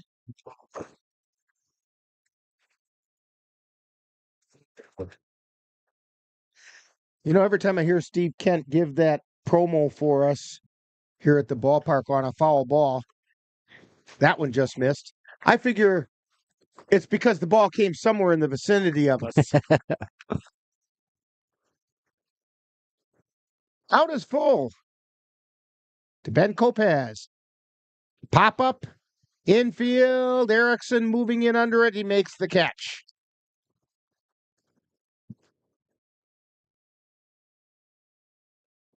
That's going to bring up Jared Squires. Squires is one of 2 base runners so far tonight for the Beasts. He drew a walk back in the 2nd inning. There's a ground ball to Erickson at short. Fires over to first. They got him. It wasn't by much. Squire showed some speed there. So 3 up, 3 down for the Blue Hills Beasts. No runs, no hits, no errors.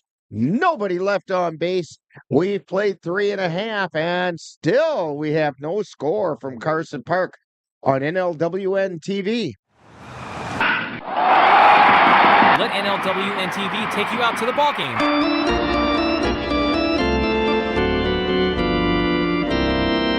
Our next game will be on Monday, May 27th, as the Cavaliers take on the Eau Claire Bears in the annual Billy Noss Memorial Game from Carson Park. Coverage begins with the In the Dugout show at 10:30 a.m., followed by live play-by-play action. That's Eau Claire Cavalier baseball on NLWN-TV on Monday, May 27th.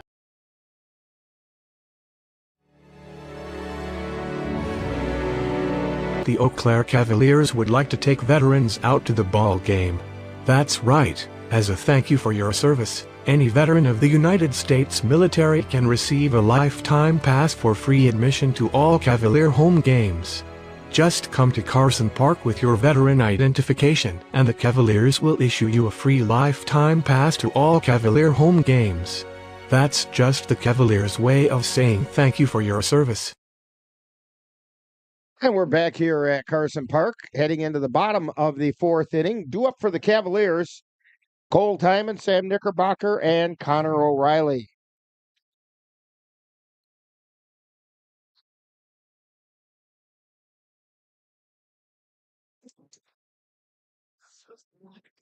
Zach Roach also doing his 4th inning of work.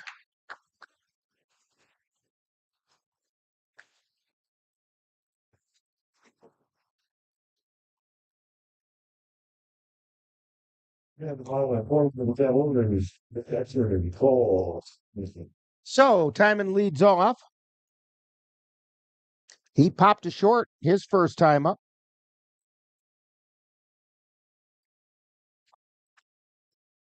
In fact, all 3 outs in the first inning were pop outs to the shortstop, and Nate Roach.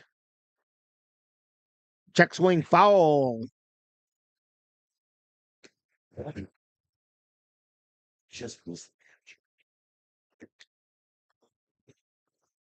Yeah, you gotta have your head on a swivel in that dugout today. That's twice now that the ball's gone into the belly of the beast. Roach winds and he delivers. Oh, and he called a strike. Yeah, just painted the black on the inside.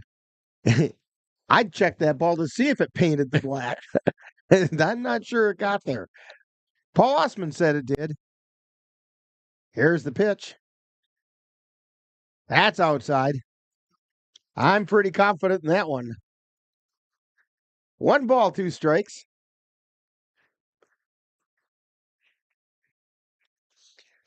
Roach's motion starts, and that one's high. Counts even at 2-2.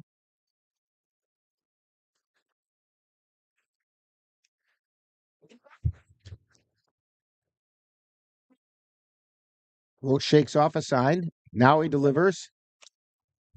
And that's low and away. Count goes full now to Cole Timon.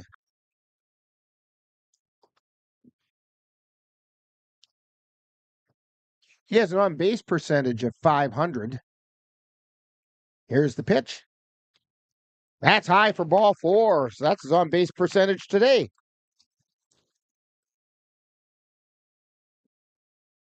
That'll bring up Sam Knickerbocker. Also popped to short.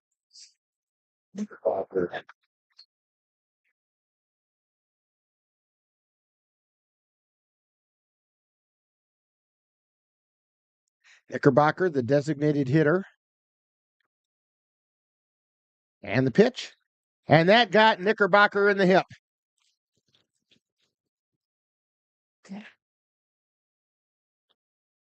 So the Cavaliers have runners at first and second. Timon's out at second. I'm surprised they did not send in a courtesy runner for Timon. Yeah. He is the catcher, so he could have a courtesy runner.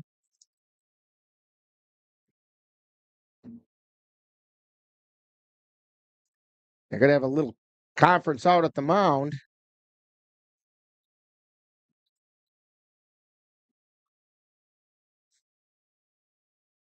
Ben Squires out there talking with Zach Roach and Kopaz. And they've said everything they needed to say. And Connor O'Reilly steps in. O'Reilly reached on an error. He grounded it to second. Well, actually down towards first. The first baseman went down and fielded it. Pitcher went over to cover but couldn't hang on to the ball. And O'Reilly was safe. Should be a little time to play a little small ball right now. Here's the pitch. Strike called on the outside corner. I'm with you, Dan. Move timing over. Get one guy in scoring position.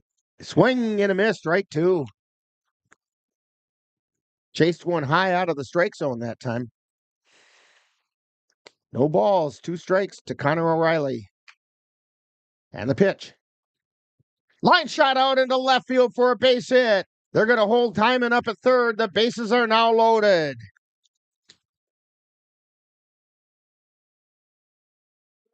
That'll bring up Brayton Tillman. Drew a walk in his first appearance.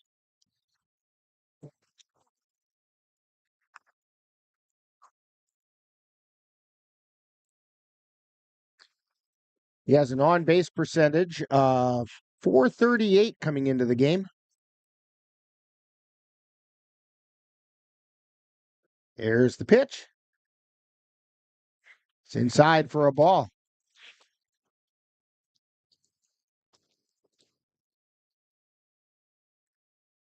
Runners take their leads. Infield playing in. Go. And the ball got passed, and runners can't advance. We are talking about Cole Timon over there on third. Oh, yeah.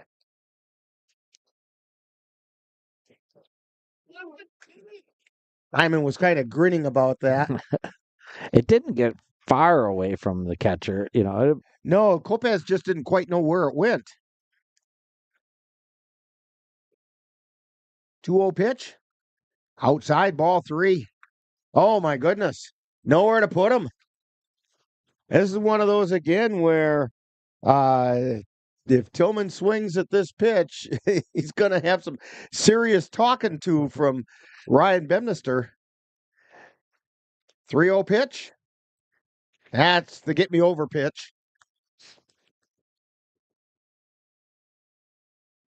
Still a hitter's pitch now for Brayton Tillman. And the pitch. Strike 2 on that inside corner.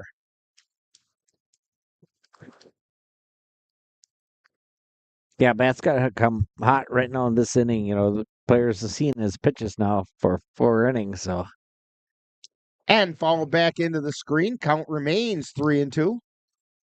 Nobody out. The bases are loaded. Ashton Kroll is on deck.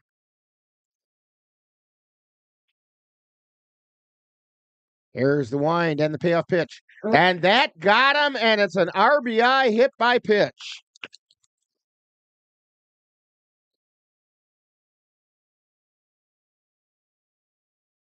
So in to score is Cole Timon. And it moves Knickerbocker over to third.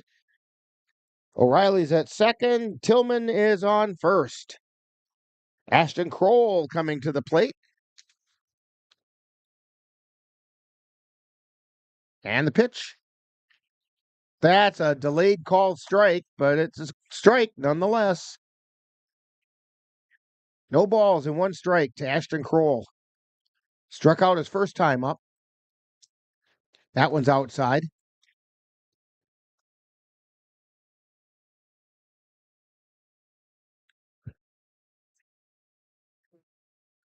And the pitch.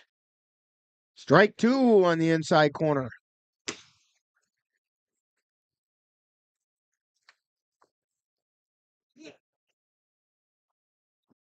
Knickerbocker taking his lead.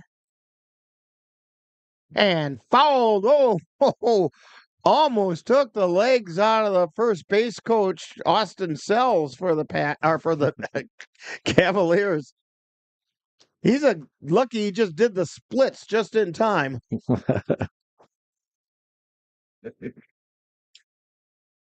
Here's the pitch. Ground ball over to second. Throw to the plate. They got one. Everybody else is safe. So Kroll is on a fielder's choice. And Knickerbocker is out 4-2. Bases are still loaded. Trenton Palmer comes to the plate. He flew out to center field, and then they doubled Tillman off at first.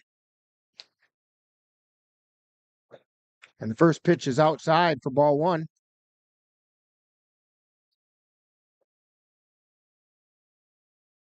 And the pitch. Ground ball to first, and he can't handle it. He can't find it. Getting to first. And he is safe at first. Nope, he's out at first. So it ended up being a 1-3 on the putout. But he did get an RBI as O'Reilly came in to score. Tillman's on third, Kroll's on second, and Jerome Delikowski is up. He hits a pop-up to the infield. Brockman coming in. He makes the catch for the third out. So the Cavs are done in the fourth, but they pick up 2 runs on 1 hit. No errors, and 2 left on base. So we played 4 innings, and it's the Cavaliers 2, and the Blue Hills Beasts nothing on NLWN-TV. C&K Construction is your source for high-quality concrete and construction work in the Chippewa Valley.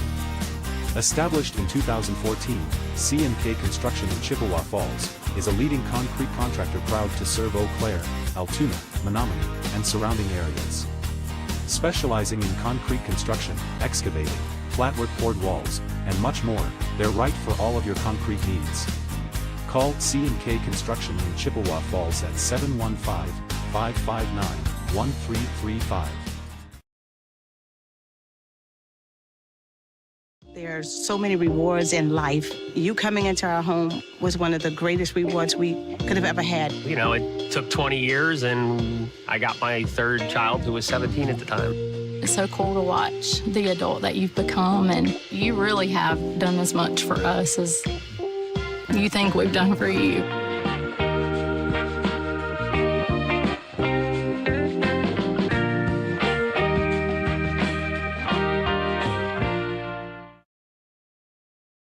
Back here at Carson Park, heading into the 5th inning, Eli Rathke still on the mound. We do have a defensive substitution for the Cavaliers.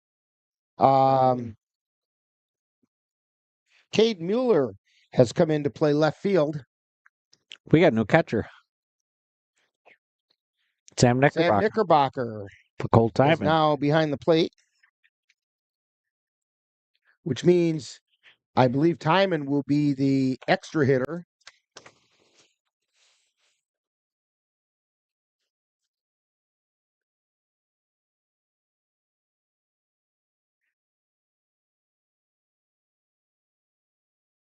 And the pitch. Line shot to short. Erickson picks it up, throws it to first, and he got him.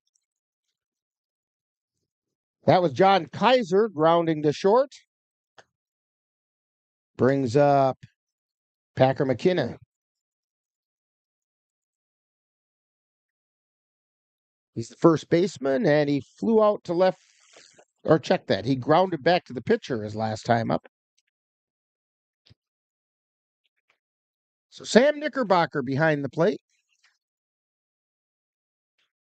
Eli Rathke still on the mound.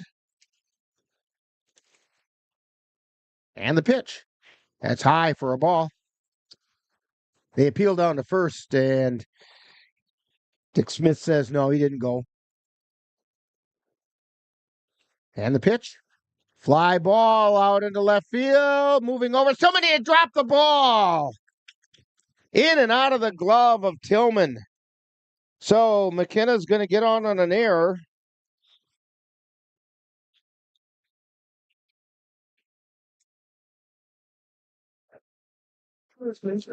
As brings up Kevin Brockman, who flew out to left. I think that's a case of Tillman maybe taking it a little too nonchalantly. Yeah, I thought he looked like he was going to turn and fire it back in and just took his eye off it. Just popped right out of the webbing of the glove. Pitch is high to Brockman.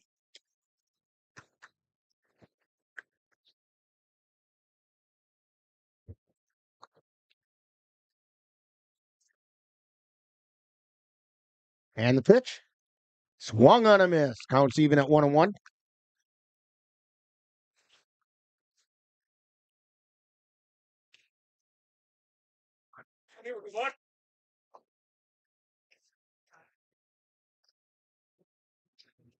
And the pitch. High pop up out into right field. Underneath it is Windenhausen, and he makes the catch.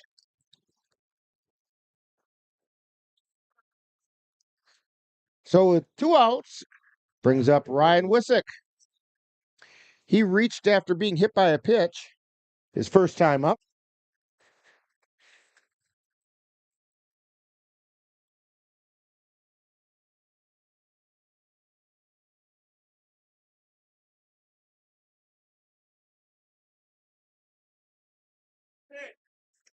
And that first pitch is a ball.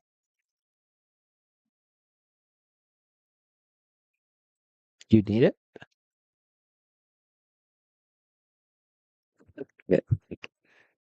And the pitch is outside.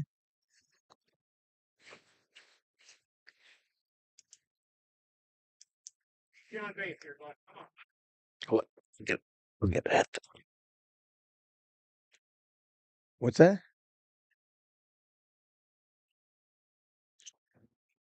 And the pitch. Ground ball over towards third, but foul. 2 balls and a strike to Ryan Wissick.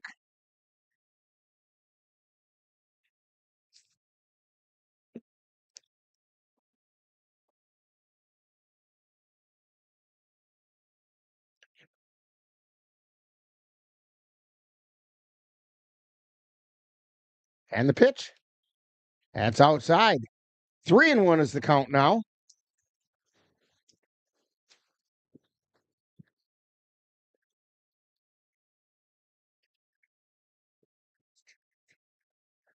Hitter's pitch for Wissick. Here comes the pitch. Swung on a miss. Strike 2.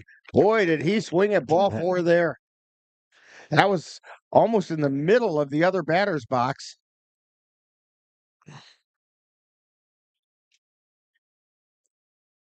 Two down.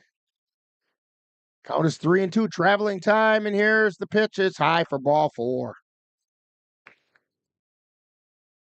So Wissick draws a walk. McKenna moves over to second, and we're going to have a conference at the mound.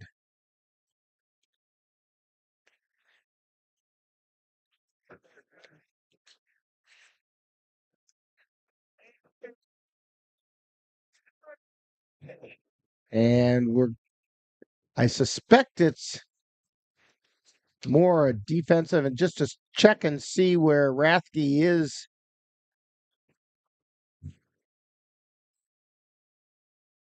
And Bemnister heads back toward the dugout.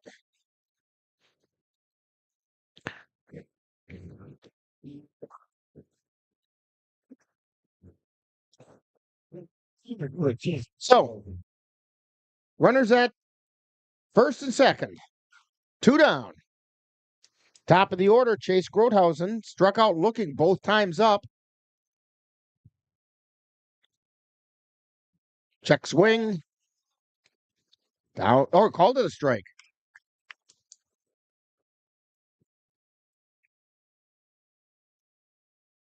No balls and a strike. Rathke looks at second. And the pitch. Ground ball. Oh, through the wickets. Throw coming to the plate. And they got him at the plate. So, the way we write that one down, Grothausen is on an error. But McKenna is throwing out 7-2.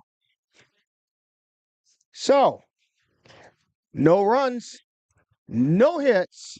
There was one Cavalier error and 2 left on base. So we've played 4.5, and it's the Cavaliers 2 and the Blue Hills Beasts nothing on NLWN-TV. The roar of our engines, the pump of our heartbeats, the pedal to our metal. The sparks that ignite us, the pistons that push us, the passions that drive us, on the roads that unite us.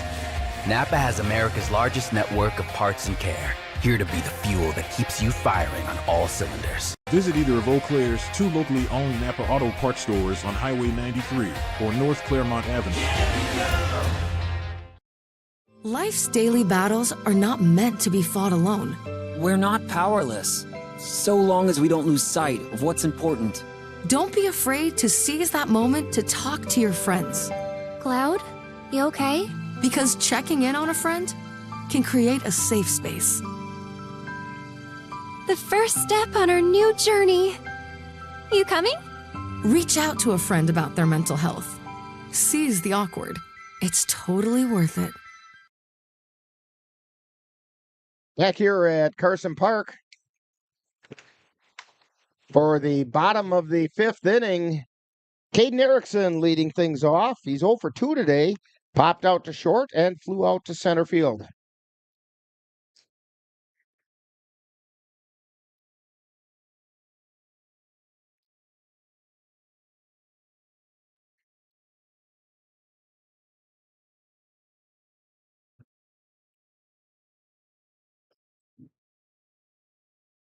Side ball one. Yep, it was. Ball 1. And the second pitch, that one's inside.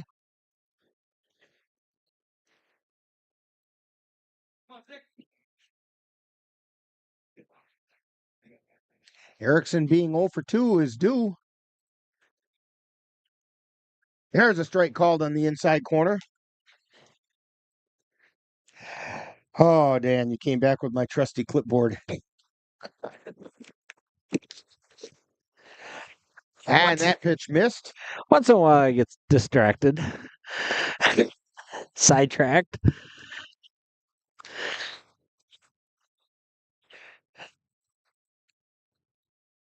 Three balls and a strike. Hitter's pitch for Erickson. And the pitch. That one's behind his back. Ball 4. So Erickson gets on. Brings up Josh Garcia, who grounded into a fielder's choice.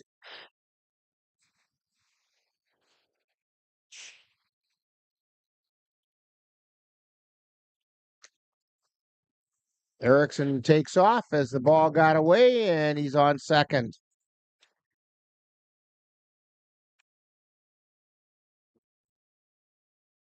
One ball, no strikes to Josh Garcia.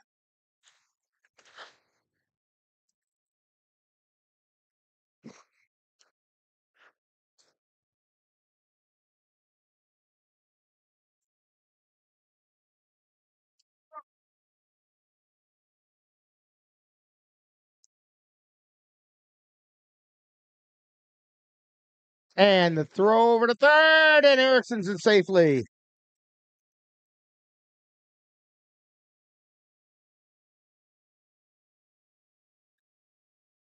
So nobody out and a runner on third. Lots of opportunities to pick up a score here. 2-0's account to Garcia. Roach begins his motion and delivers. Fly ball out into shallow center field. Nathan Roach back to make the catch.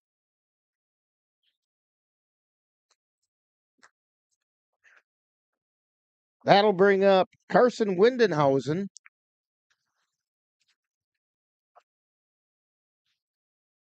He's 1 for 2. Single to center field. And also grounded to short. Pitches inside for a ball. And Windenhausen, who's been struggling at the plate, the fact that he's done those two things today shows his bat is starting to show signs of life. Pitches outside for a ball. Put the bat on the ball, put the ball in play, good things happen. Yeah, just getting that groove of the summer ball. Here's the pitch. That's a strike on the inside corner.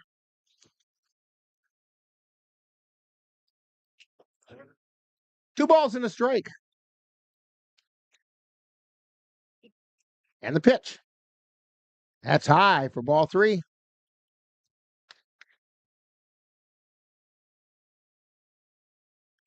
Zach Roach looking in, and time is called. I think Windenhausen there were some gnats bothering people down there on the field earlier. And I think he got one in the eye. Yeah, he's still trying to get it cleared out of his eye. And you don't want to be standing in there with those high-speed pitches coming at you. Yeah. You're not seeing clearly. Yeah, one eye flickering and trying to get it out of there. 3 balls, 1 strike. Roach delivers. Foul back. Counts 3-2. Caden Erickson on third. Nobody, or 1 out.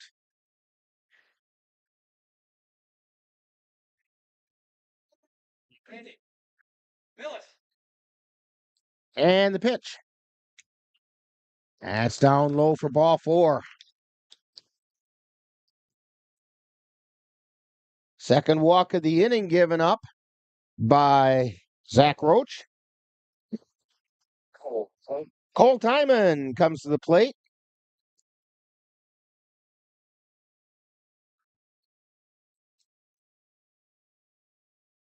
He's now the designated hitter.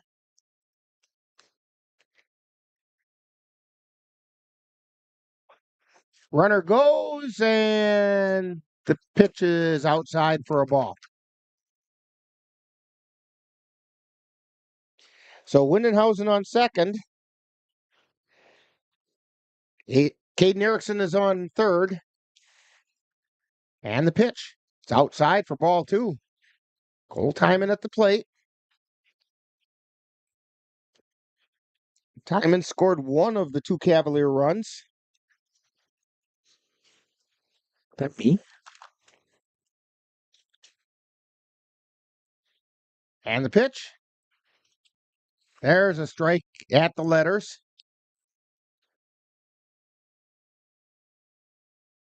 Two balls, 1 strike. And the pitch. That's high and inside. 3-1 to Cole Timon.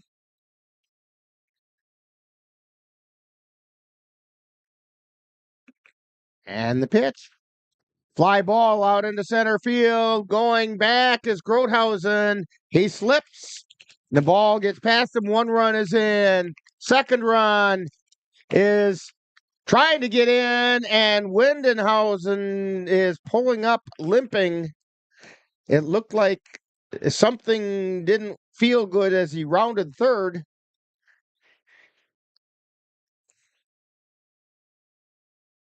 So, in to score is Erickson.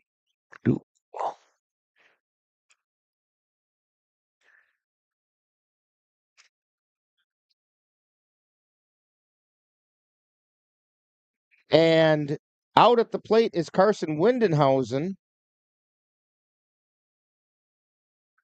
So makes 2 outs. Timon at first, or second.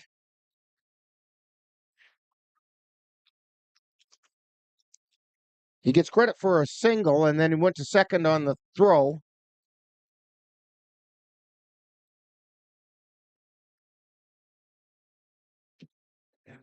And The Beasts were a little concerned about Chase Grothausen out there in center field, but he says, I'm okay.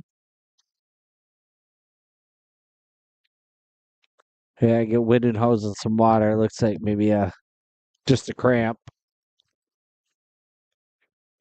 Stretching it out.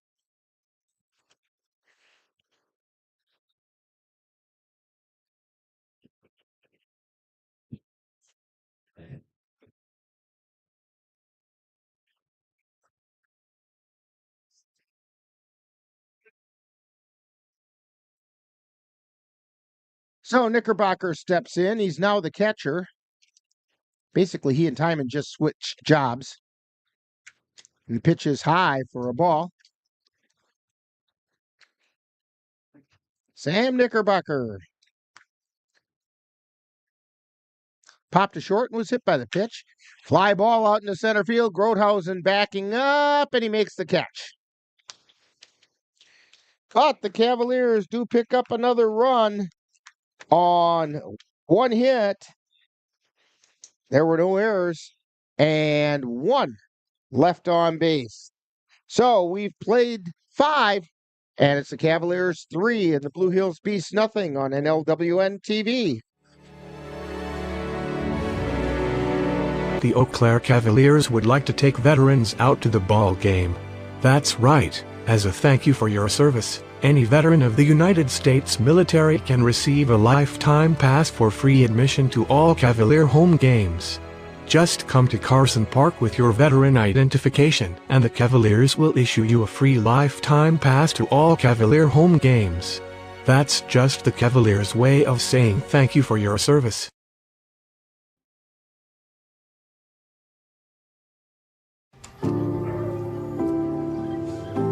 Owen, when you came into my life, it was a whirlwind. I just can't do it. We didn't know what the future would hold, but we knew you would always be a part of it. Adopting you was the best decision in our life. And I'm so proud to call you my son.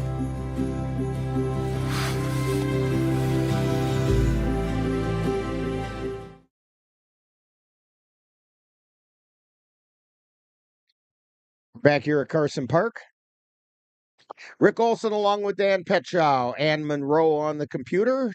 Dan doing a great job on the camera for us, as always.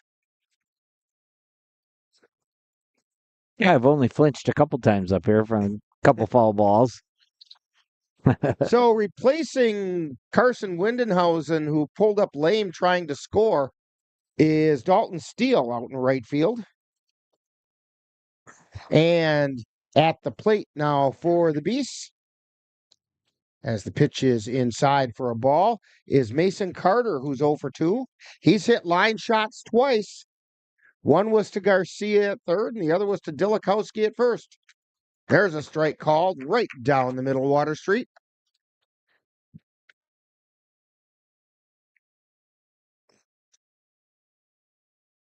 Bullpen's getting busy for the Blue Hill Beasts.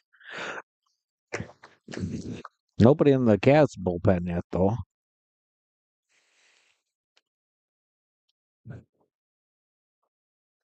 And the pitch.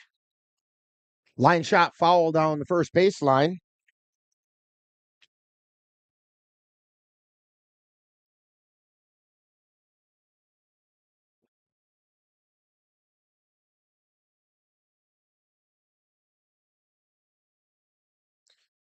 The 2-2 pitch. Fly ball out toward center field. Erickson can't get to it.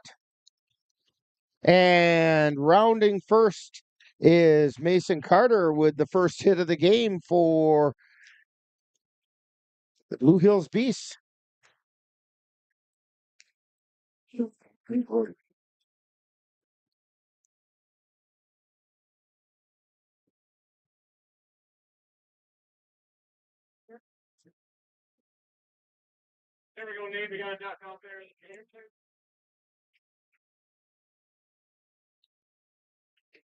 Rathke looks in and delivers.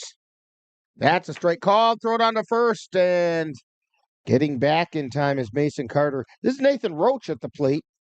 Flew out to left and grounded to third. Oh, we got some action going down the Cavs bullpen. Here's the pitch. Swing and a miss.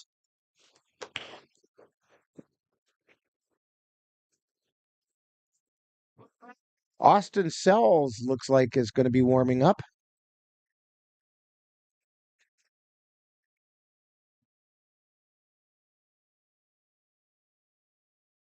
Foul tipped and Timon can't hang on.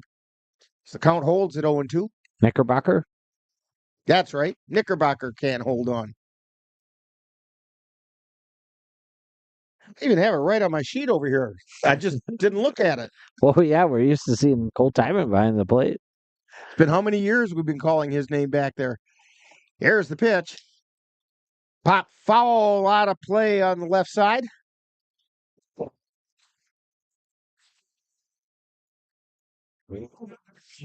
And it's still 0-2 to Nathan Roach.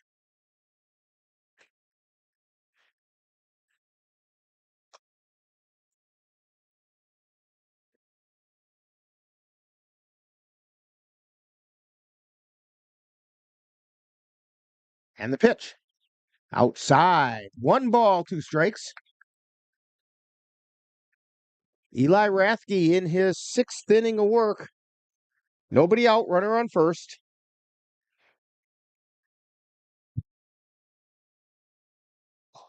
And the pitch. That just missed outside. 2 balls, 2 strikes. I think that was still another chase me pitch. Now the count's even at 2-2. Mason with his lead. And there's a fly ball out into right field. Steele giving chase. He gets back. He can't make the catch. And the runners are going to hold up at second and third. Nathan Roach gets a double to right field. And now there are 2 runners on. And Ryan Bemnister wants time.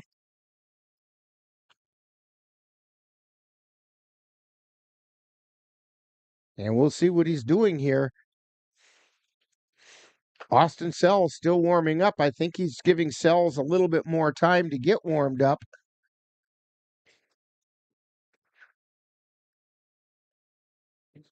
As they're talking around in there, Knickerbocker turns to, but then he goes back to the group.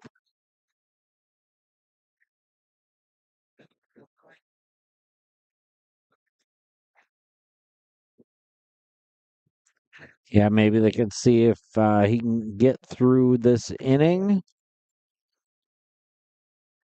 which would give Sells more time. Well, that's what I think he was doing. Or maybe get him through this batter. I think Ryan was just giving Sells some more time. Nobody out. Pitch is inside for a ball.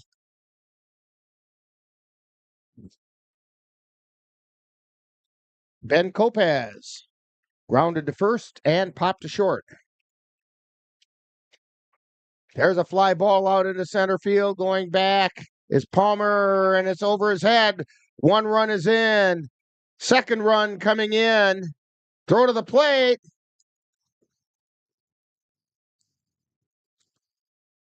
So, Carter scores. Roach scores. And Kopaz settles in at second.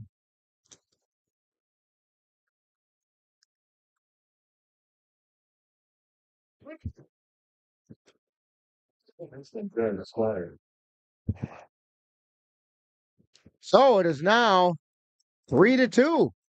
Tying run on second. And the pitch. It's outside for a ball. Eli Rathke trying to get through the 6th.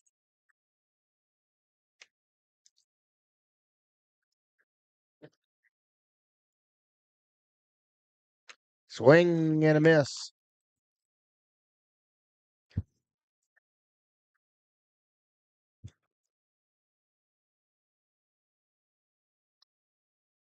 Jared Squires at the plate. Walked and grounded to short. That pitch missed. It's 2-1.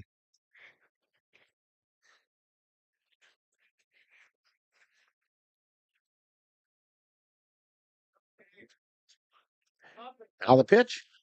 Ground ball over to second. Scooped up by Kroll and throw to first. And they got an out. It did advance Kopaz over to third.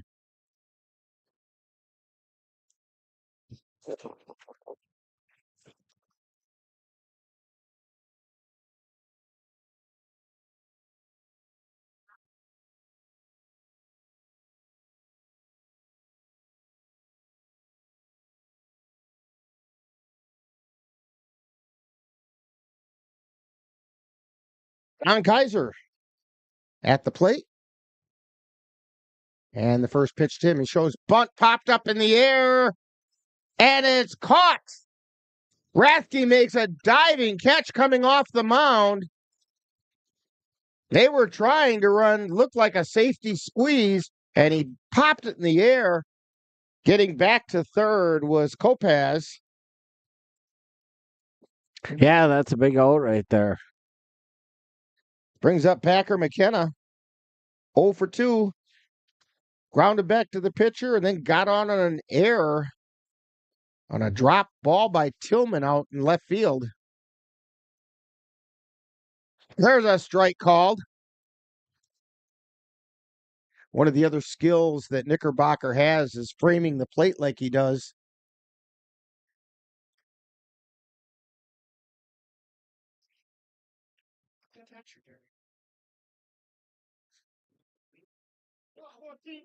Lefty at the belt.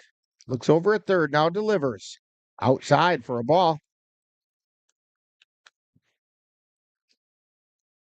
Ben Kopaz on third, representing the tying run. Pitches outside. See if he comes back inside. Here's the pitch. Right down the middle, but low.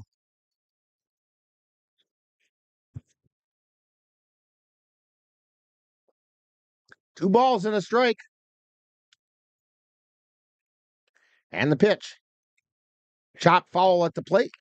Counts even at 2-2.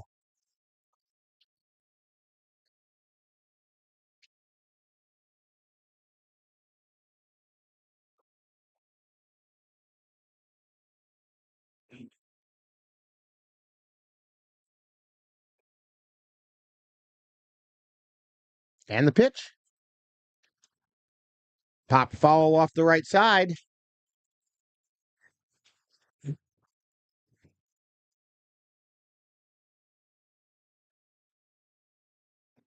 Two balls, two strikes, two down.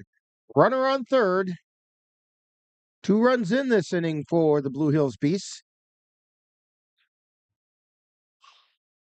Here's the pitch. That's high, ball 3.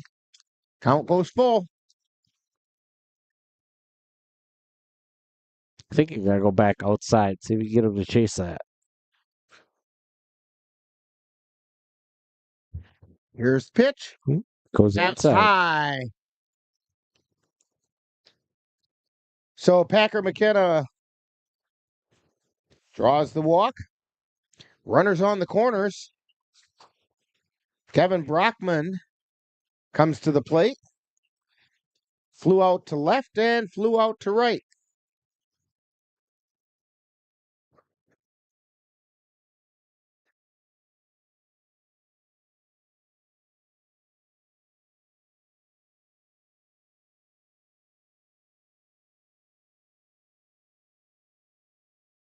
Rathke looks in and delivers outside for a ball. Sells is evidently ready because he's come in from the bullpen.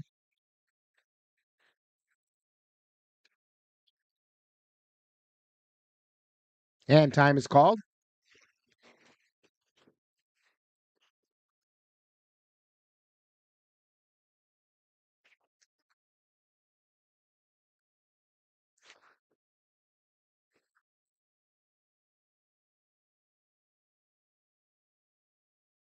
And the pitch, runner goes. Ty, throw down to second. And the ball gets away and scores a run.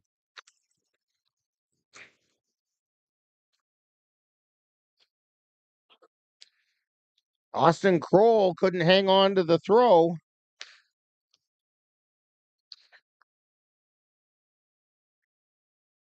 So Lopez came in to score.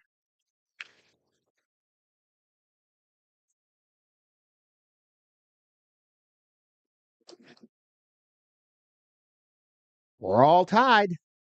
And the pitch. Swung on and missed. Strike one.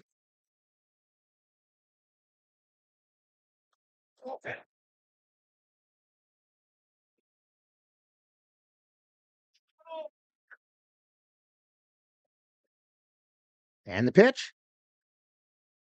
That's high. 3 balls and a strike.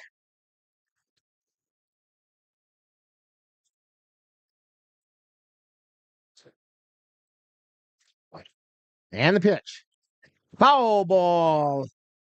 Right over the top of the press box.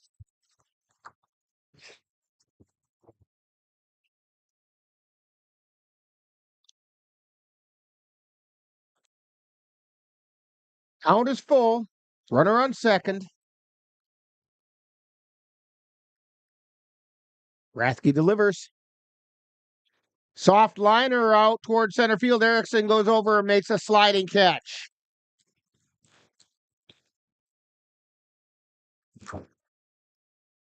So, for the Beasts, they picked up 3 runs on 3 hits. There was 1 Cavalier error and 1 man left on base. So we have played 5 and a half. Yeah, that's right. And we're all tied at 3 on NLWN-TV. Ready for a better way to bank? Switch to Royal Credit Union. Royal Credit Union is a financial co-op, not a corporation, so we return earnings to our members. That means you get low or no fees for account services and better rates on deposits and loans. You'll also have all the digital tools you need at your fingertips, so managing your account is easy. Royal is ready to help you discover the credit union difference. Switch to Royal Credit Union today at rcu.org/difference. Insured by NCUA.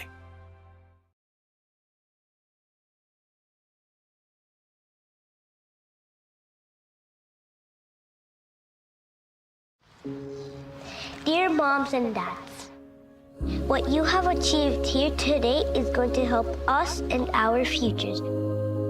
It is why we are coming up on stage to collect your diplomas. You know it's true. Mom, we love you always. Everything I do,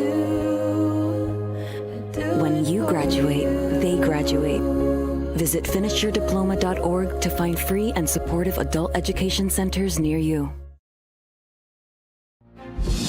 The Phoenix are rising. NLWN-2 and the Northern Light Webcasting Network are excited to be your home for Chippewa Valley Phoenix semi-pro football. Our next game will be on June 1st when the Phoenix will travel to Wisconsin Dells to face the Wisconsin Wolfpack.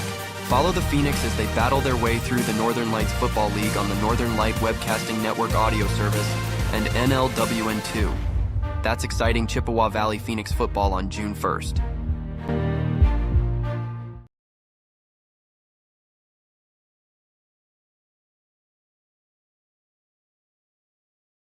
Back here at Carson Park, Zach Roach's day is done. He went 5 innings, gave up 3 runs, all of which were earned on 3 hits. He struck out 1 and walked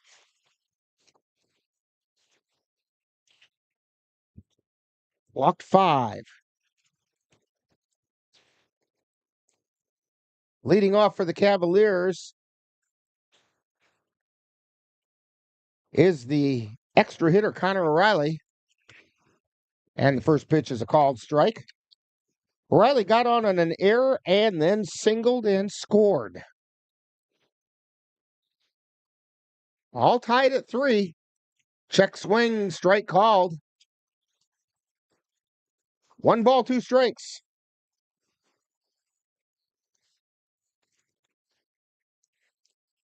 And a chopper foul down the third baseline.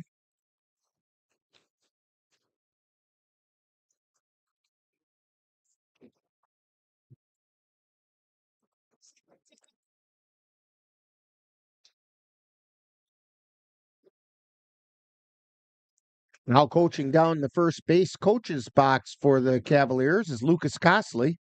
Here's the pitch. That's low for a ball. Counts even at 2-2.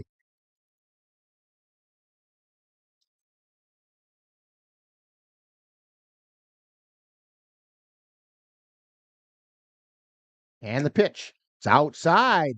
Count goes full now to Connor O'Reilly.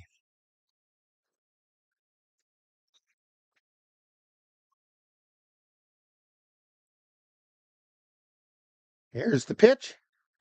And it's outside. So O'Reilly draws the walk. That'll bring up Cade Mueller.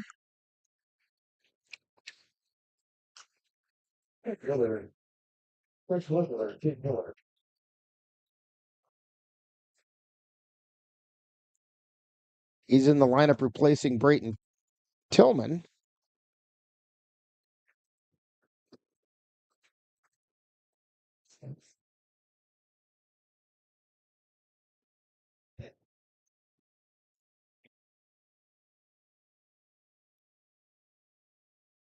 And the pitch.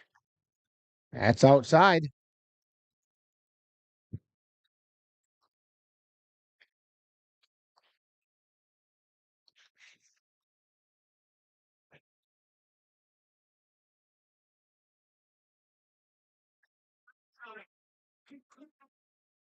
Three balls, no strikes. Now to Cade Mueller.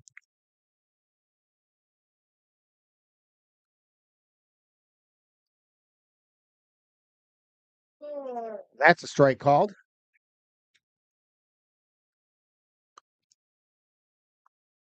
Riley at first. He takes his lead. Throw over to first, and he's back easily.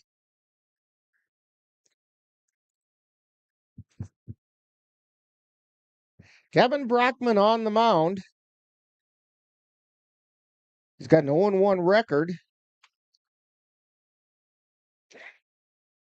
There's a foul ball, just barely. Count holds at 3-2. Brockman's thrown 6 innings so far. He's given up 6 hits, 8 runs, 7 of which were earned. He's walked 8. He has struck out 21.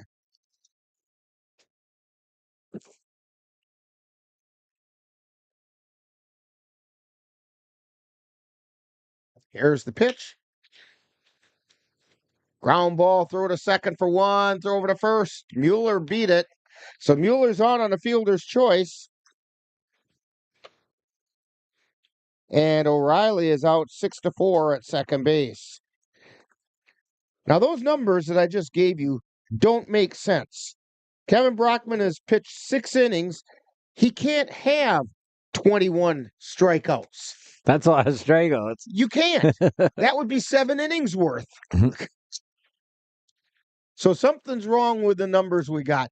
Ground ball through the hole out into left field. Well, no, it's stopped by Nathan Roach and airmails it over to first. Throw back to third, and everybody's safe.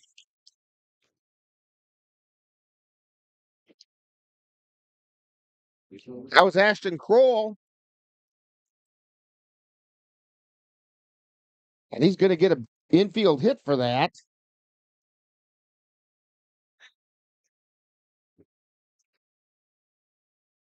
We had a timeout for the shortstop. Yeah, that's right. It's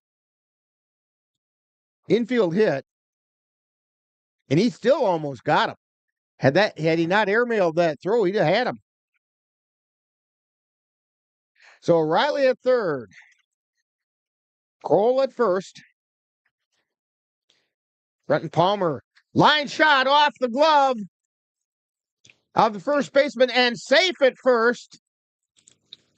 And a run comes in to score. Let's see if they put that. They put that up as trying to wait and see if they put it up as a hit or an error.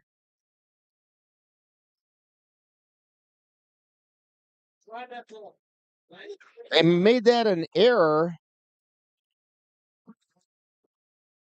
but he does get the RBI because Mueller came in to score.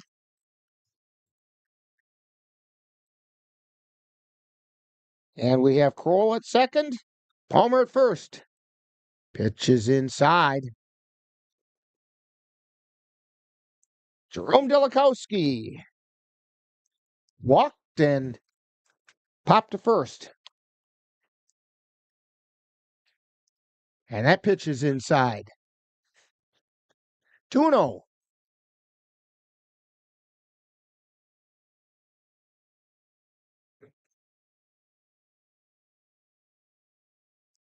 Pitch. That's outside. The count is 3-0.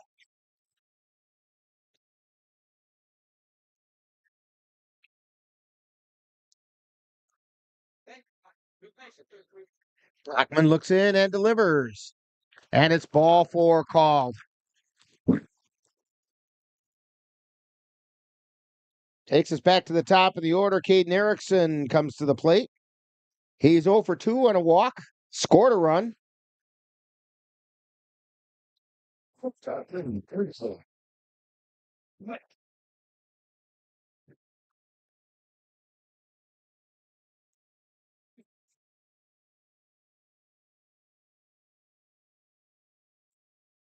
Brockman looks in. He delivers. That's a strike called on the outside edge.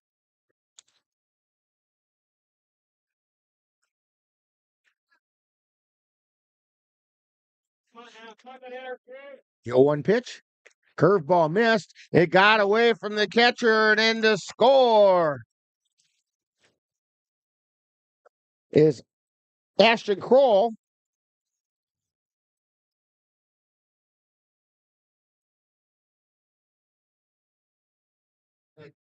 And that was on the wild pitch.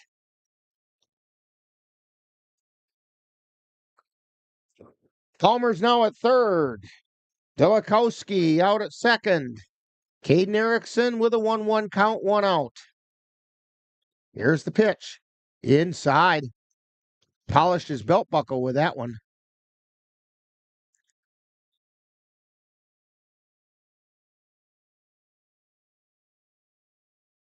And the pitch. Line shot out into left field, right into the Cavalier bullpen area, where we do have some activity going on. Looks like Tyson Woodcock down there throwing.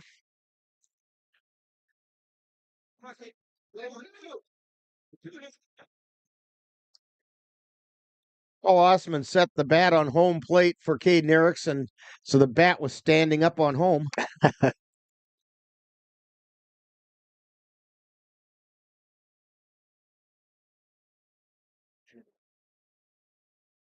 Fly ball out into left field. And it's dropped by the left fielder. Into score is Trenton Palmer.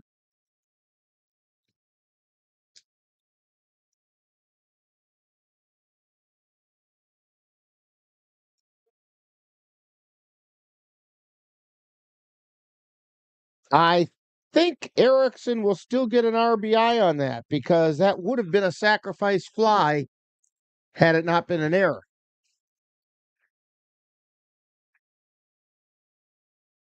Stepping off the rubber and bluffing the throw over to first was Brockman. Josh Garcia at the plate. And the pitch.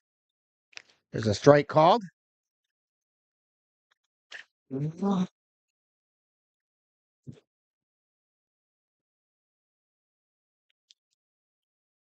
And the pitch. Chop foul. Caden Erickson was going.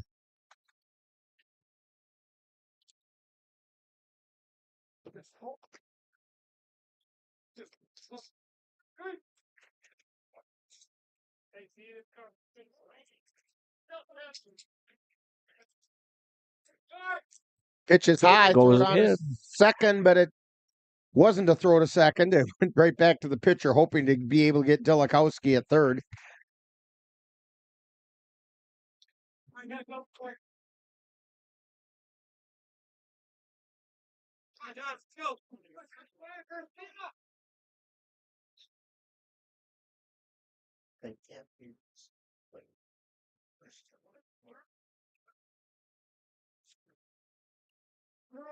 And strike three is called.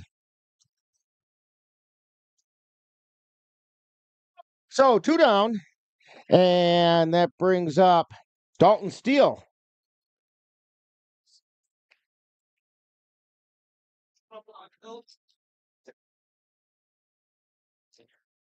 And the first pitch gets away, and in to score is Delikowski with a Delikowski slide at the plate.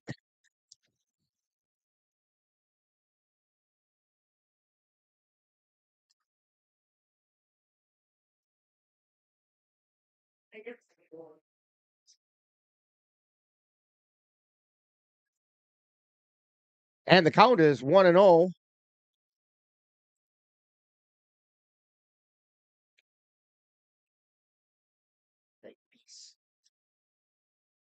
DEAS. DEASTS. Foul ball out of play.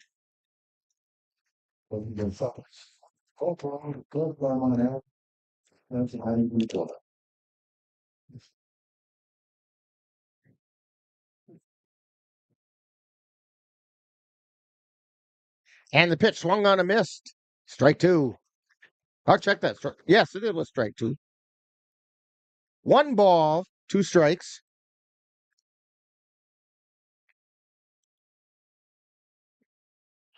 Pop foul. Out of play.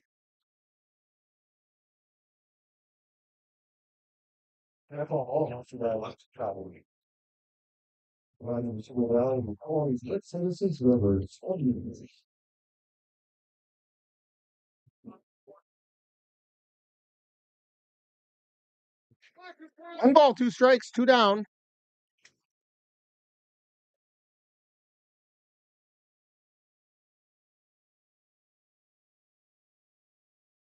And the pitch. Chopped at the plate. Count holds at 1-2. Caden Erickson on third. 2 down. Dalton Steele at the plate. He's replacing Carson Windeshausen. Here's the pitch. Outside. 2 balls, 2 strikes, 2 down.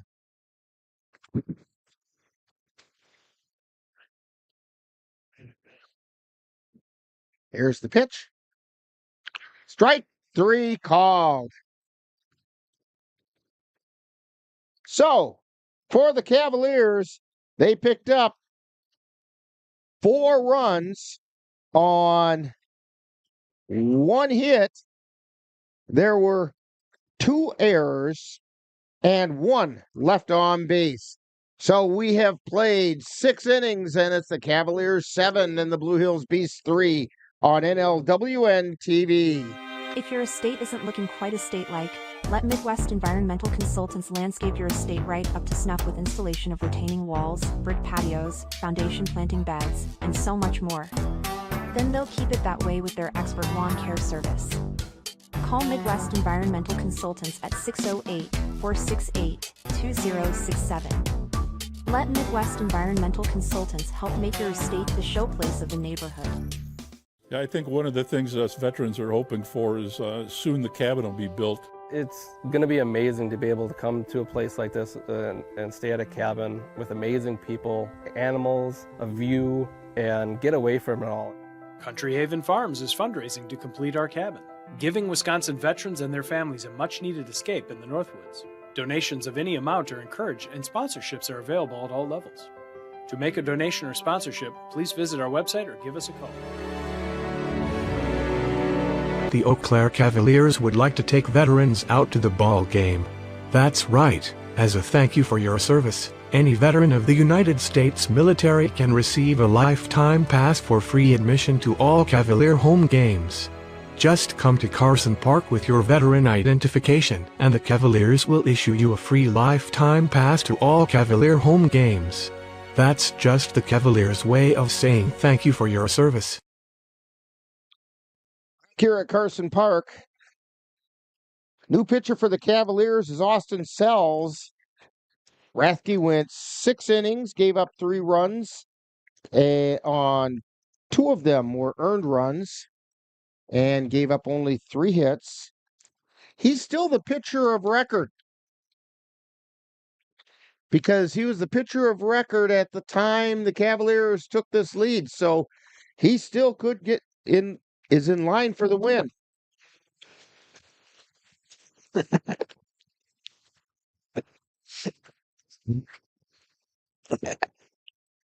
I worry about Dan over there.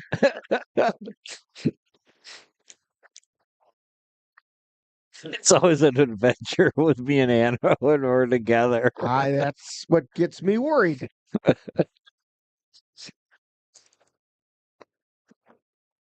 And the first pitch to Ryan Wissick is outside for a ball.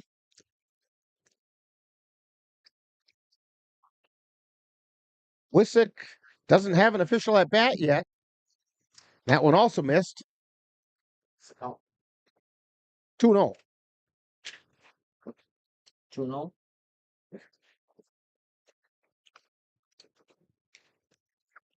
And the pitch. Outside, ball 3.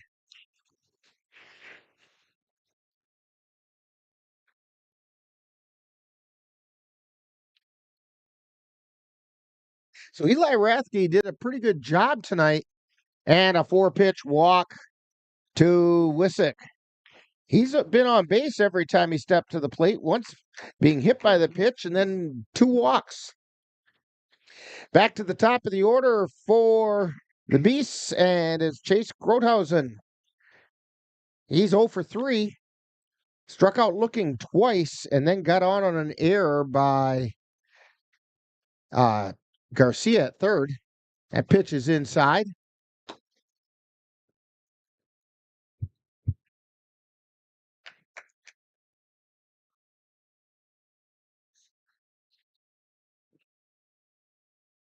And the pitch. That's high. Austin Sells having some trouble finding the strike zone. Knickerbocker goes out there to try to settle him down a little bit. He's thrown 6 straight balls.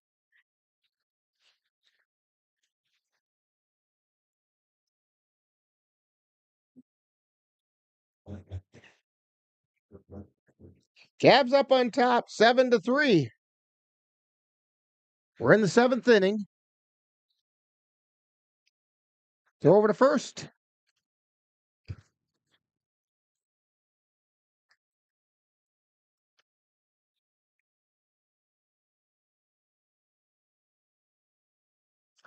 Sells delivers. Oh, that was just a little low. It came right down the middle of the plate, but it did it low. 3-0.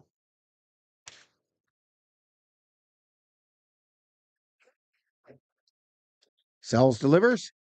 Ball 8. We do have conservative hitters. We do have action in the Cavalier bullpen already. Yeah, I think it's Tyson Woodcock down there warming up. And here comes Ryan Bemnister out to have a talk with him.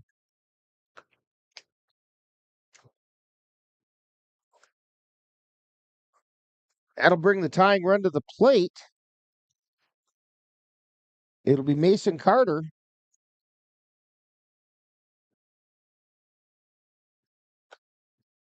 All right, Bemnister said everything he needed to say.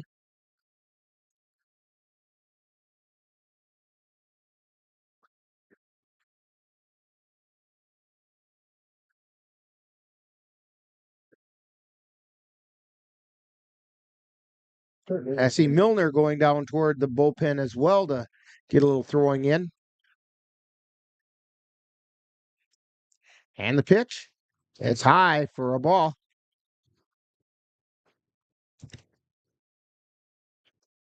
Yeah, I think it'd be all right if he throw it down the middle because they're not going to be hitting until he shows them that he can do it. There's ball 10.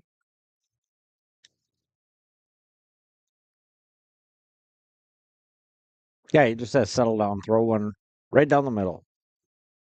Time for the get me over pitch. And that's high and inside. Mason Carter, 1 for 3, lined out twice and then single to center. 3-0 is the count. And that was inside. That's 12 straight balls thrown by Austin Sells.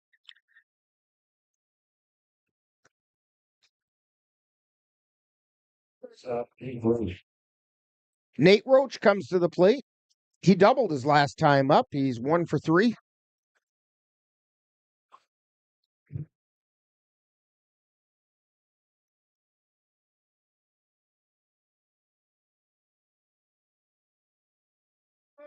There's a strike called. And a big cheer from the crowd.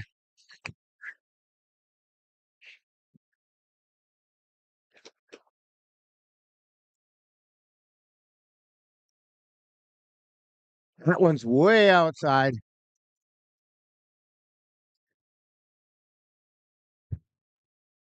One ball, one strike.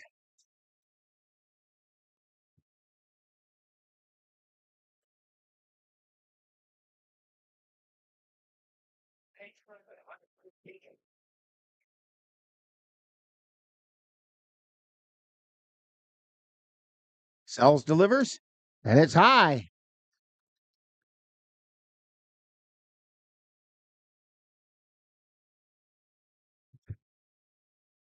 Brian Bemnister trying to see if he can find a way to work his way out of this. Yeah, they do have a 7-3 lead. Swing and a miss. Strike 2.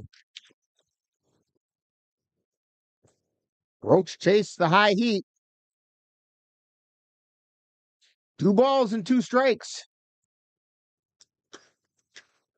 Infield playing corners up. Swing and a miss. Strike 3.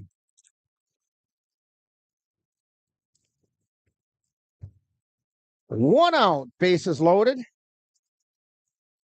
Ben Copez, who also doubled his last time up. It was a 2 RBI double. So he's 1 for 3.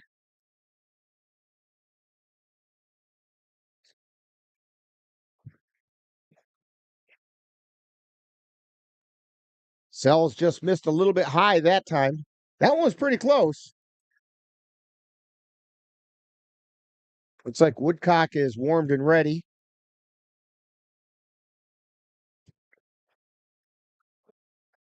Check swing. And Dick Smith says, nope, he didn't go. 2 balls, no strikes.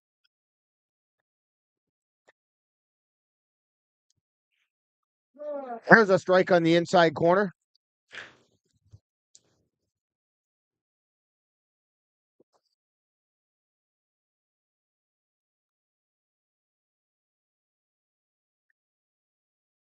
Two balls and 1 strike. Ben Copez at the plate.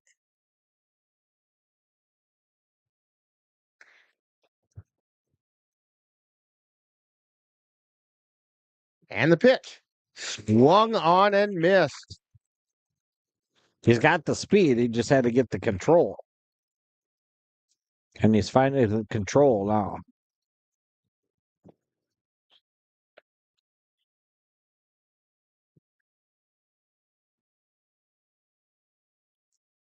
And that pitch is outside. Full count.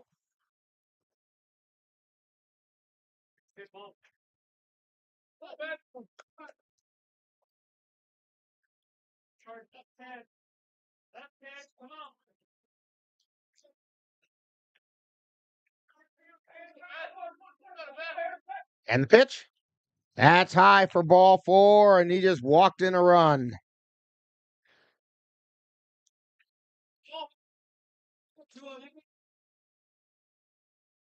And to score is Ryan Wissick.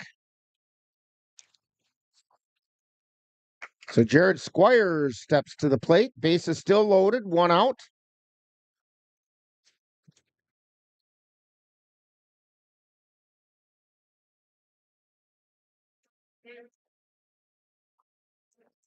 And it's a swing and a miss for strike 1.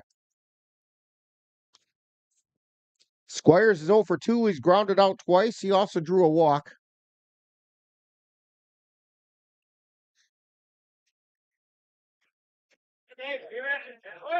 And he missed that one. 1 ball, 1 strike.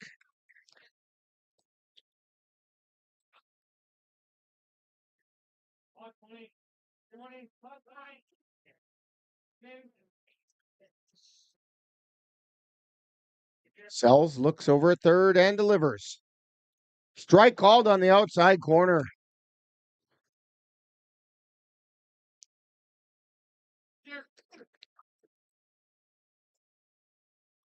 One ball, 2 strikes.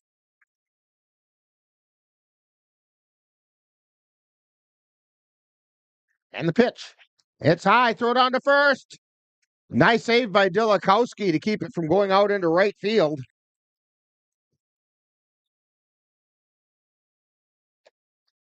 Dilakowski had to lay out for that one. Yeah, gutsy throw there by Knickerbocker because all the bases are full, so he can't really advance.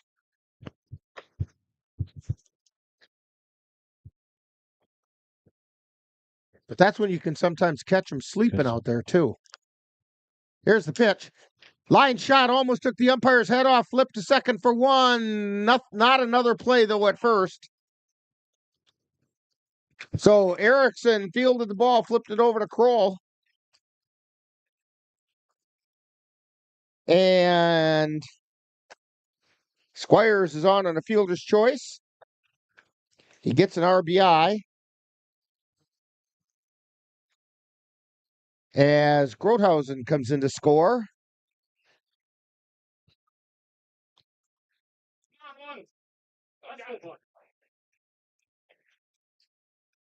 Runners on the corners now. John Kaiser at the plate. That first pitch was a called strike. Now we have more activity down in the Cavalier bullpen, and he's wearing a warm-up, so we can't tell who it is. I would guess. That's high and inside. Lucas Cosley. I was going to say, it almost looks like Lucas Cosley. And that's something Lucas likes to do, is just go down and start warming up. 1-1 is the count to John Kaiser.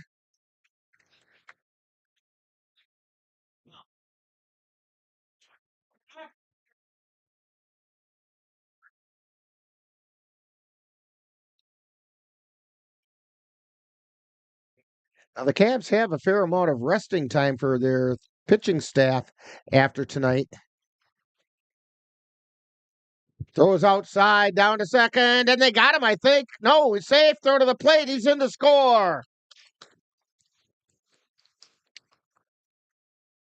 I thought they got him at second, but nope.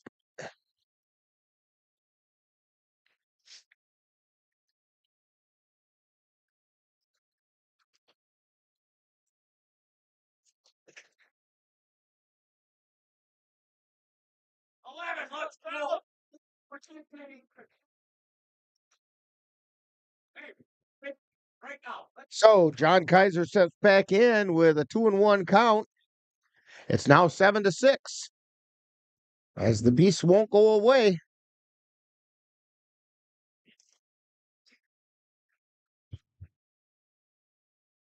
Pitch is high.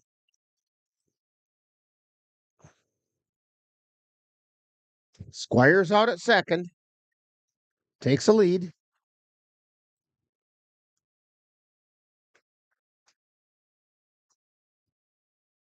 And the pitch. It's outside for ball 4.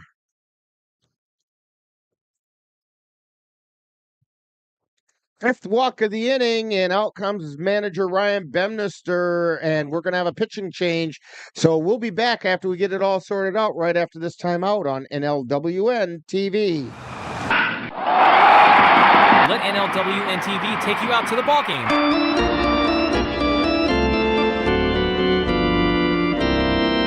Our next game will be on Monday, May 27th, as the Cavaliers take on the Eau Claire Bears in the annual Billy Noss Memorial Game from Carson Park. Coverage begins with the In the Dugout show at 10:30 a.m., followed by live play-by-play action. That's Eau Claire Cavalier baseball on NLWN-TV on Monday, May 27th. I've always been told I gotta be strong. Thick skin, tough as nails. But to be everything for everybody, it wears on you. Black don't crack, they say. But it can. We all can. Reach out to a friend if you see them going through it. No matter who you are, being vulnerable is what makes us whole. Learn how to help at seizetheawkward.org.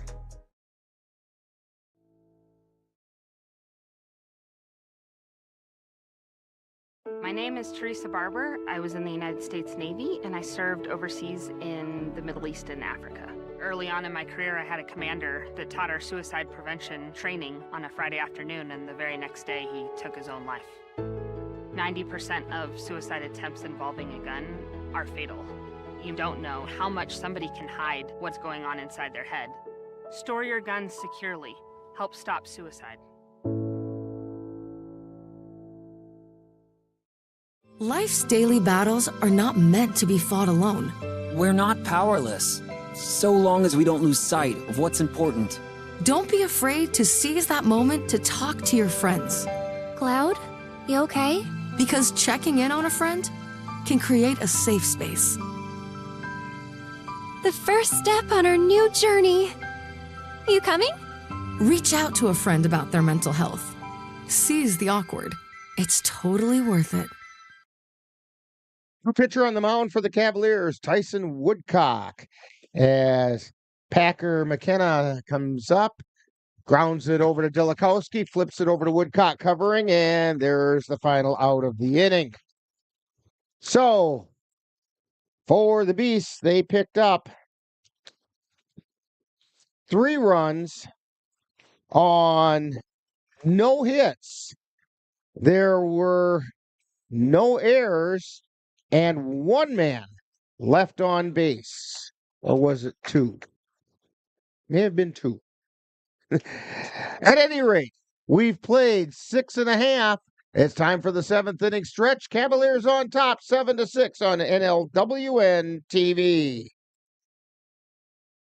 In November of 2018, our daughter Jana passed away. The outpouring of support was unbelievable. Support that we received inspired us to start a foundation called the Jana Kelly Memorial Foundation. And through that foundation, we've given back in a lot of different ways, through projects, through different other charities that we've supported. We like to help Humane Association, and the Ronald McDonald House is something that's very near and dear to us. We've also recently, this last year, we actually built a tiny house. It's really exciting to be able to give back in different ways. to learn more or to help financially, would find us on Facebook or www.janakelly.com. Life's daily battles are not meant to be fought alone. We're not powerless, so long as we don't lose sight of what's important. Don't be afraid to seize that moment to talk to your friends. Cloud, you okay? Because checking in on a friend can create a safe space. The first step on our new journey. You coming? Reach out to a friend about their mental health. Seize the awkward. It's totally worth it. Heading into the bottom of the 7th inning, Cavaliers on top, 7-6 over the Blue Hills Beasts. As Kevin Brockman still on the mound for the Beasts. Due up for the Cavaliers, Cole Timon, Sam Knickerbocker, and Connor O'Reilly. So this is a designated hitter, Cole Timon.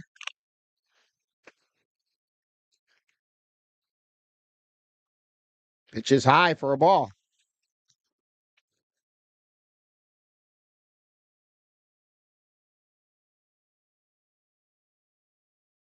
And the pitch. That's high and away for a ball.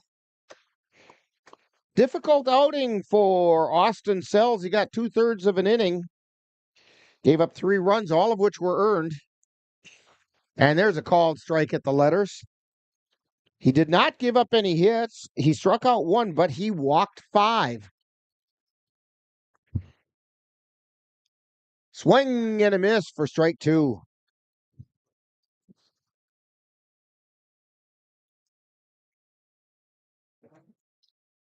Brockman starting his second inning of work. That's high, and the count goes full.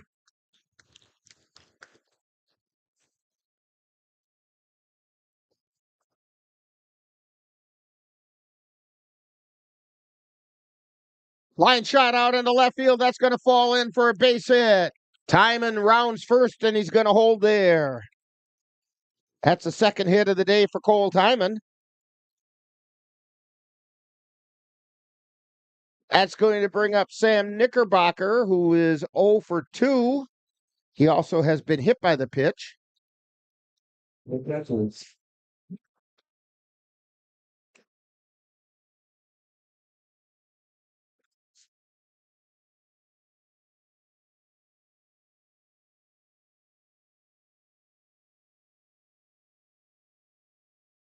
Brockman looks in and fires, and that got Knickerbocker again.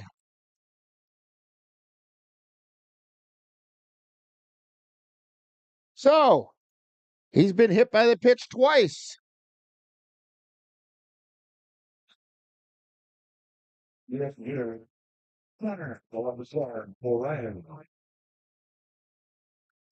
That puts him in a tie with Delikowski for the team lead in being hit by pitches. They both have 2. And the first pitch is a called strike to Connor O'Reilly. O'Reilly is 1 for 2. Got on an error, singled, and got on a walk. There's a ground ball. Took a strange hop. Oh, no, it went off of Timon. That's the strange hop it took. So Timon is out for being hit by the batted ball.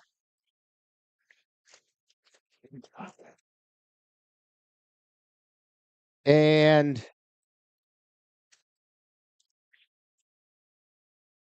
I believe that goes as a shortstop unassisted. And I believe O'Reilly gets on with a fielder's choice. Knickerbocker at second, O'Reilly at first. And outside corner strike being called on Cade Mueller. Got on a fielder's choice his last time up. And there's a called strike on the inside corner. 0-2 to Mueller.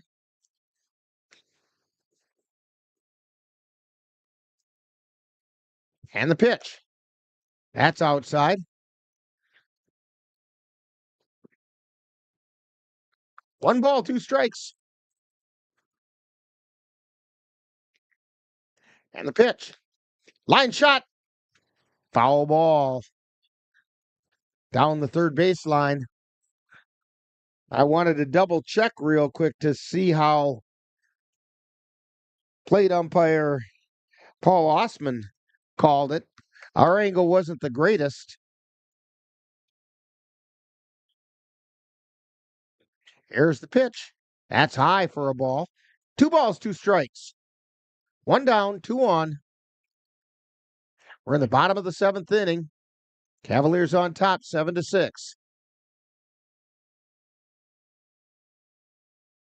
And the pitch. Fouled away.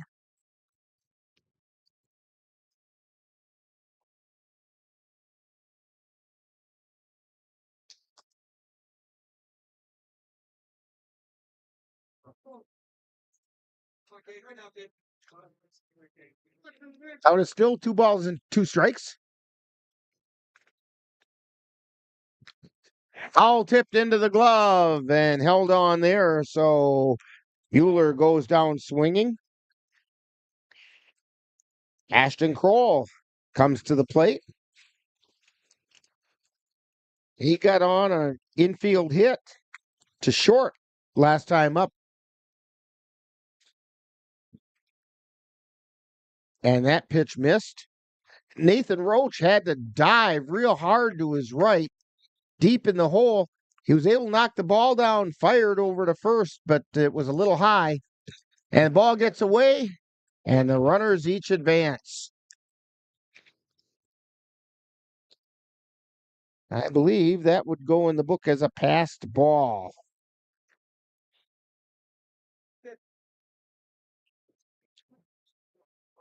So runners at second and third, Knickerbocker at third, O'Reilly at second. Kroll at the plate with 2 down.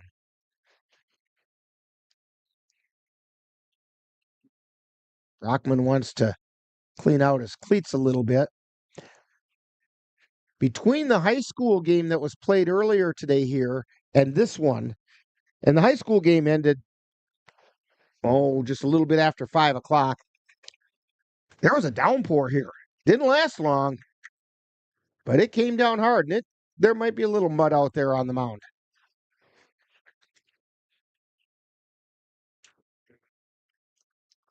Two balls, no strikes, 2 down. Fly ball foul on the right side.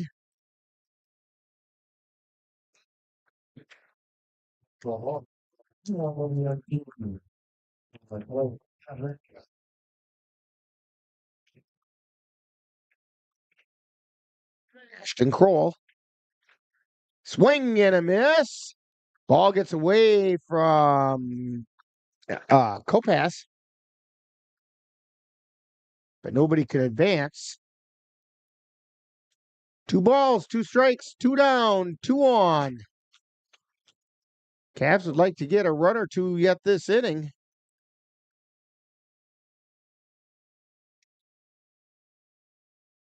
And the pitch. That's high. Count goes full.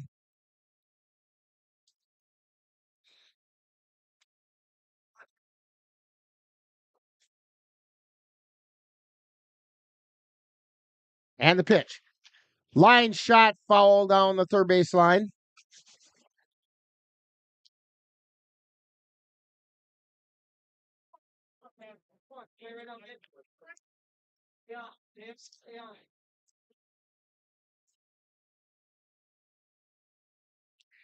Knickerbocker on third. O'Reilly on second. Here's the pitch. Ground ball right up the middle, picked up by Roach. Throw over to first. It's not in time. Rounding third and scoring. 2 runs come in.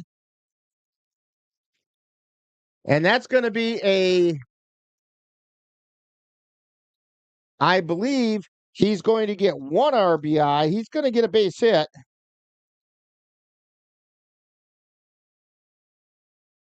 He'll get an RBI. But I believe the other run, Knickerbocker's run, was as a result of the hit, and then as a result of the error.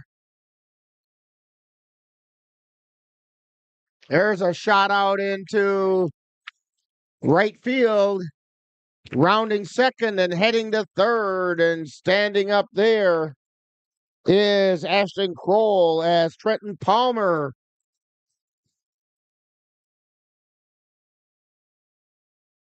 was on first and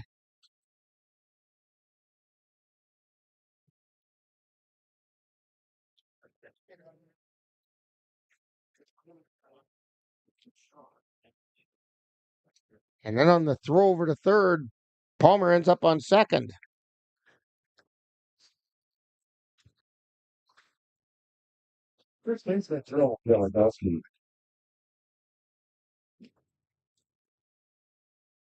So Jerome Delikowski with 2 down.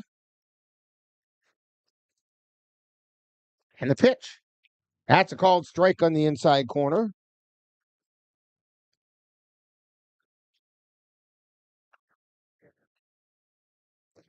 And the pitch. Outside. 1 ball, 1 strike.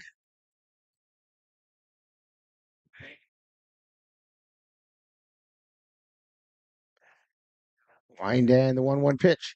Ground ball over to short. Roach picks it up. Throws to first. And they got him. Throw is a little bit wide. But Thomas Heavey, who's the new first baseman, got his foot back on the bag. So for the Cavaliers,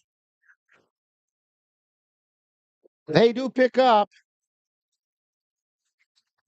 2 runs on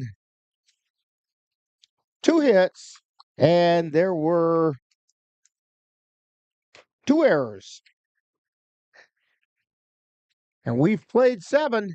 It's the Cavaliers 9 and the Beasts 6 on NLWN-TV. Attacks against Asian Americans and Pacific Islanders are on the rise. My simple solution to the problem was remove people from the scene and help them feel safer. In terms of the hate crimes, I think there is so much more work to be done. We really need to come together and tackle this issue as a community.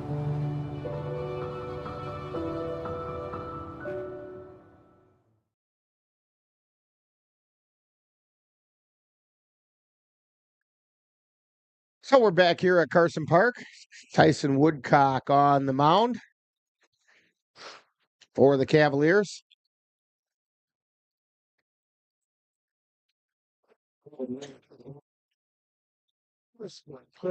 Cavaliers pick up a couple of runs that last inning, so they've opened their lead up to 3.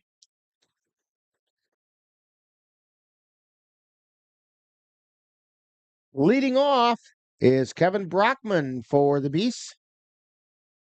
There's a strike called.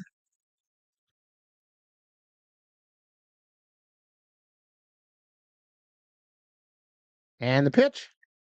Outside for a ball.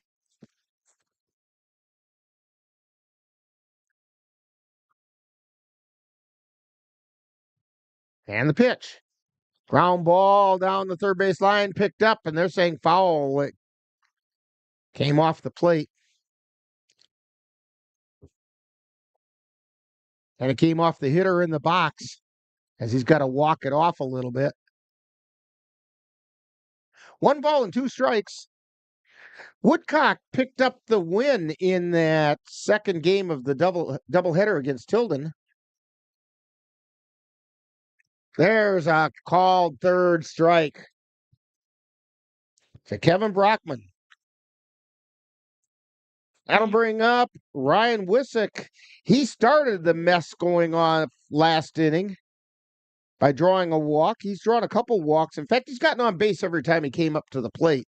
Once he got hit by the pitch and twice he walked. Swing and a miss.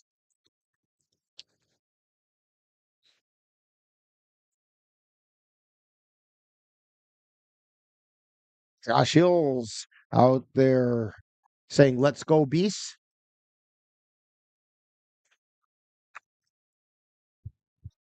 And Rebecca Lincoln, well, I can't give your whole quote there, but she ended it with, "Yeah." As called strike on the inside corner. 1 ball, 2 strikes.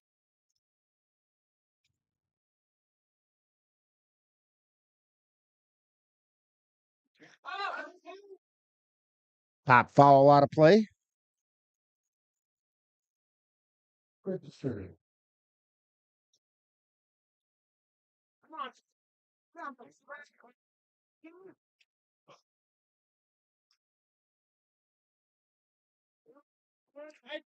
And there's a called third strike. Ryan Wissick goes down looking. Yeah, nasty slider there from Woodcock. Little different type of pitcher now than what they saw with Austin Sells out there. A whole different style of pitching. Yeah, ball's got a lot of movement from Tyson. Chase Grothausen at the plate. Fouls that one back. Grothausen 0 for 3, struck out twice, got on an error, and then he drew a walk.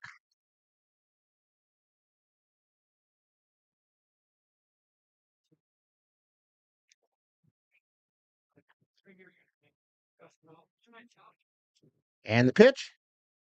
That's a strike called on the outside corner.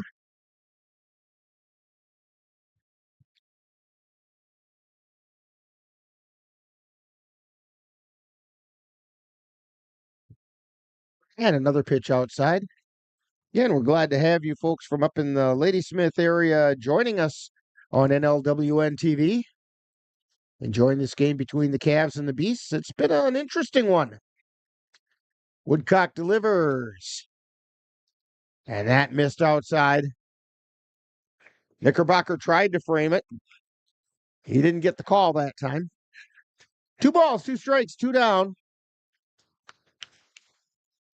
To Chase Grothausen.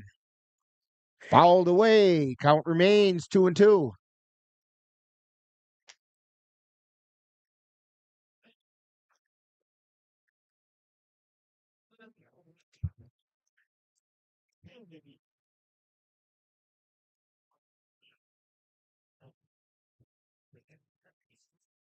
And the pitch. Foul back into the screen.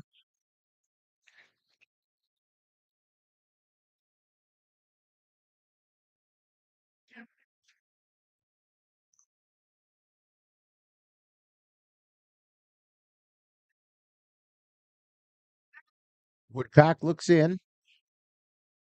And the 2-2 pitch. Fouled away again.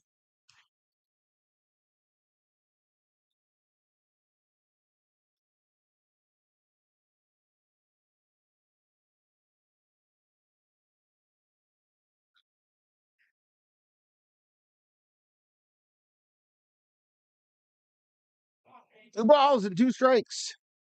Chase Grothausen.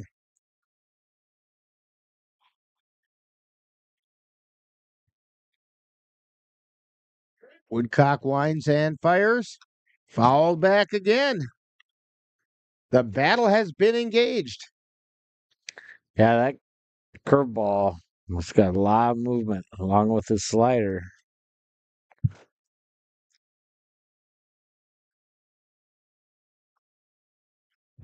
Ground ball over to third. Garcia with it. Throws over to first. And Delikowski got him. So, for Grothausen goes down third to first. And for the Beasts, no runs, no hits, no errors, and nobody left on base. After playing 7.5 innings, it's the Cavaliers 9 and the Blue Hills Beasts 6 on NLWN-TV. Life doesn't always give you time to change the outcome. Prediabetes does. 1 in 3 adults has prediabetes, but with early diagnosis, prediabetes can be reversed. And you can change the outcome. Take the 1-minute prediabetes risk test today. Go to doihaveprediabetes.org. Owen, when you came into my life, it was a whirlwind. I just can't do it. We didn't know what the future would hold, but we knew you would always be a part of it. Adopting you was the best decision in our life. And I'm so proud to call you my son.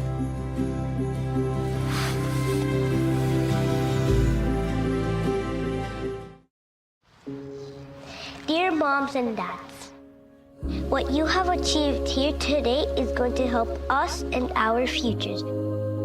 It is why we are coming up on stage to collect your diplomas. You know it's true. Mom, we love you always. Everything I do. When you graduate, they graduate. Visit finishyourdiploma.org to find free and supportive adult education centers near you. We have a new pitcher out there for the Blue Hills Beasts. Nathan Roach is on the mound. Kevin Brockman went over to third base, and that slid Mason Carter over to shortstop. So just kind of did a little musical chairs there. Cavaliers on top, 9-6. And due up for the Cavs is the top of the order, Caden Erickson, Josh Garcia, and Dalton Steele.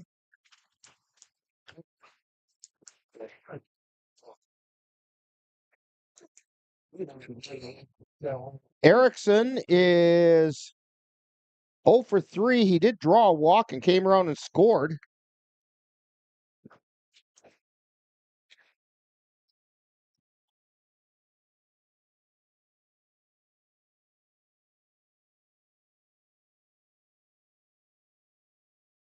Erickson's last time up, he had a fly ball to left, which was dropped by the left fielder, and a run came in from third.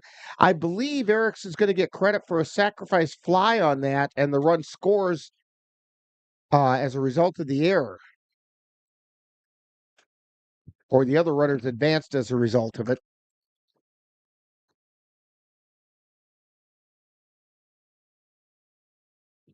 And that first pitch was outside for a ball from Nathan Roach. Here's the second pitch. That got called strike on the inside corner.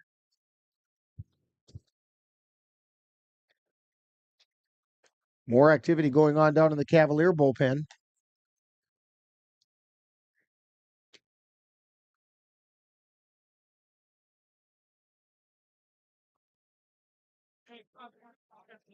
And the pitch. That's outside. 3-1, the count to Erickson.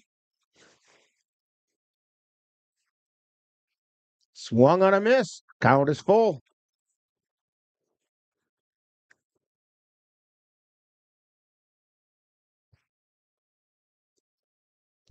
And the pitch. Ground ball over to third. Picked up by Brockman. Throw over to first to Heavey, and it's in time.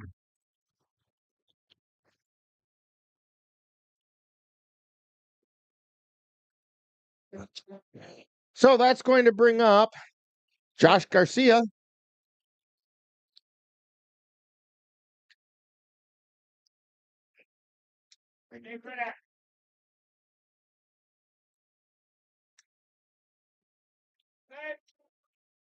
And the first pitch is a ball.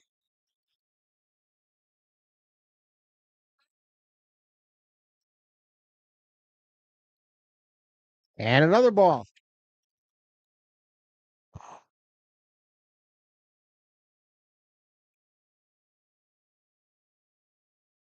And ball 3.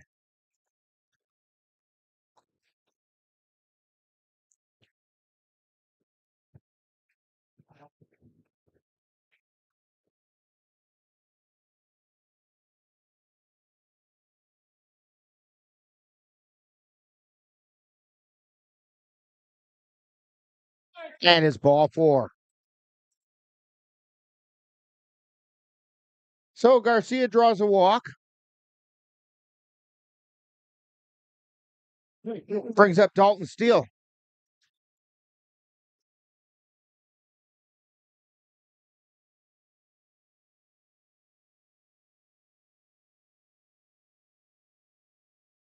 Throw over to first, and back in safely is Garcia.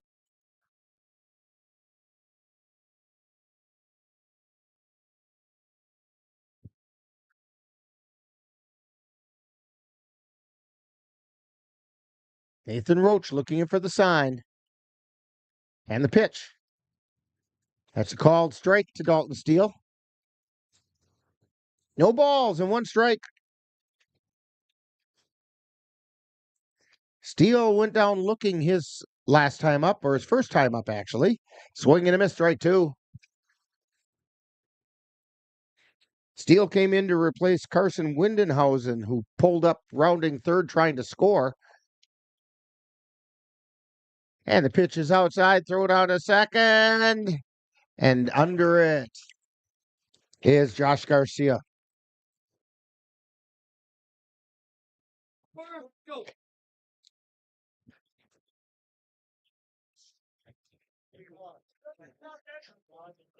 So 1 ball, 2 strikes to Dalton Steele. Garcia on second.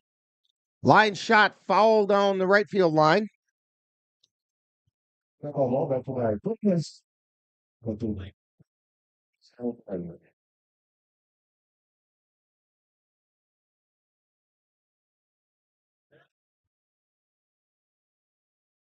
And the pitch.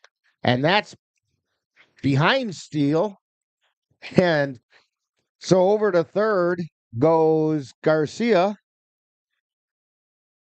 That one was so far inside, it was outside.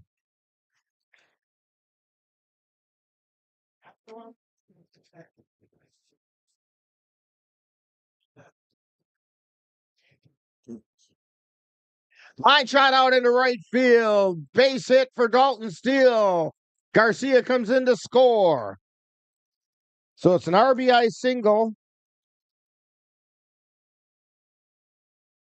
for Dalton Steele to right field. Scoring Josh Garcia and bringing up Cole Timon. Timon is 2 for 3. He singled twice and popped to short. He also drew a walk.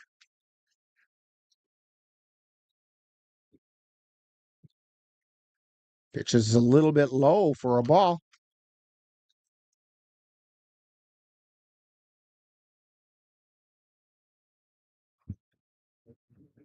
And that pitch is high and away.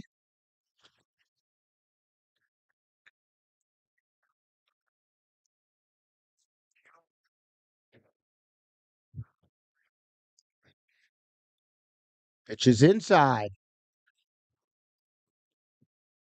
3 balls and no strikes.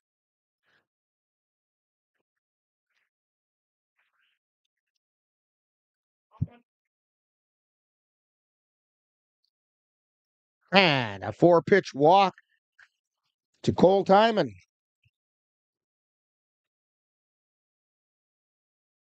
That'll bring up Sam Knickerbocker. He's gotten on base twice, both times by being hit by the pitch. The other 2 times that he's appeared at the plate, he popped to short and flew out to center field.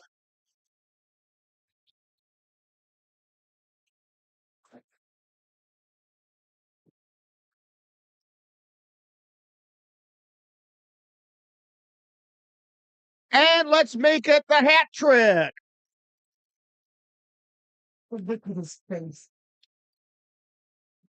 So Sam Knickerbocker has the hat trick. We're going to have to start calling him Hat Trick Knickerbocker. Yeah, Hat Trick Nick. So the bases are now loaded as Connor O'Reilly. Well, no. We have a pinch hitter. Yeah, we do. And that pitch is back and wild and in to score is Dalton Steele. By the way, this is Lucas Costley at the plate.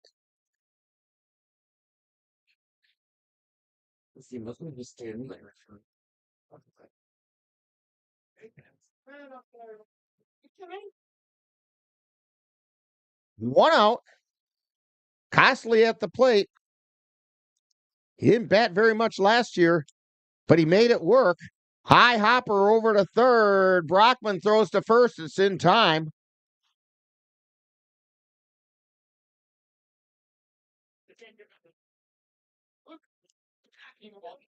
Cavs have a couple runs this inning.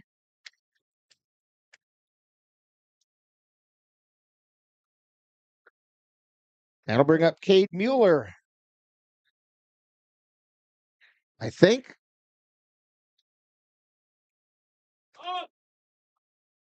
Yes. For some reason, when I was looking down there, it looked like something other than 23. Here's the pitch. That's low. 2 balls and no strikes. 2 down, 2 on, 2 in.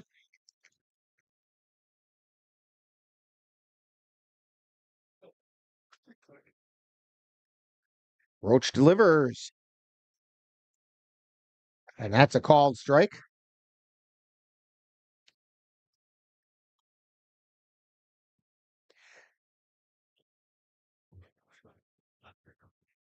And that pitch was inside, so the count goes to 3-1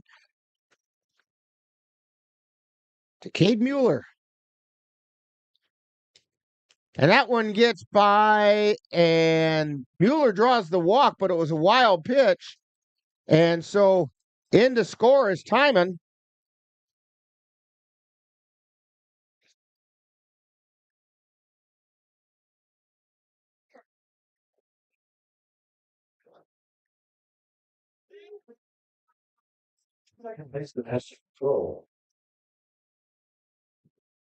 So Roach gets the ball, heads back out onto the top of the hill.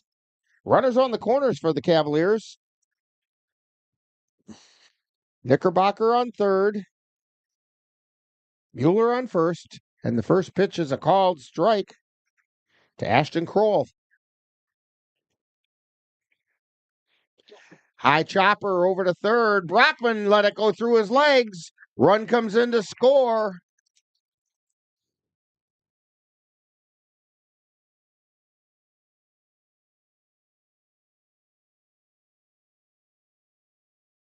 And so Knickerbocker came in. And Mueller is on second. Ashton Kroll on first. Trenton Palmer at the plate.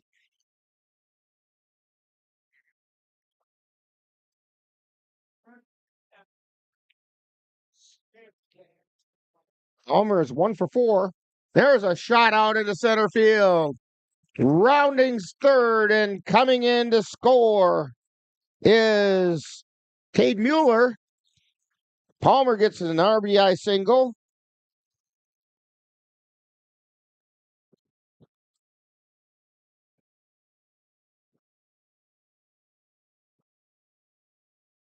It's going to bring up Jerome Delikowski with runners at first and second.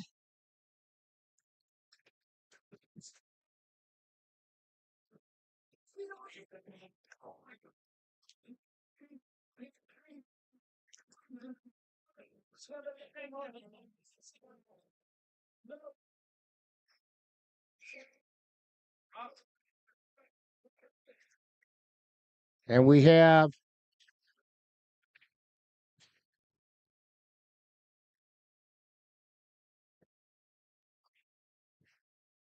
evidently the conference is done.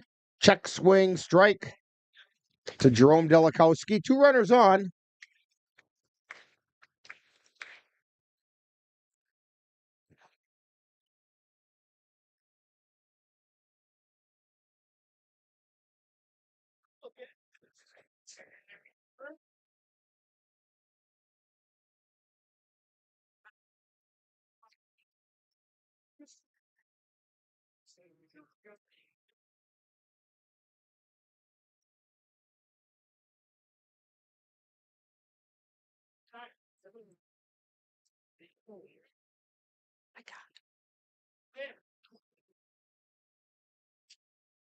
Yes, it's not. It's not. And a foul ball off to the top of the thing, the roof of the press box.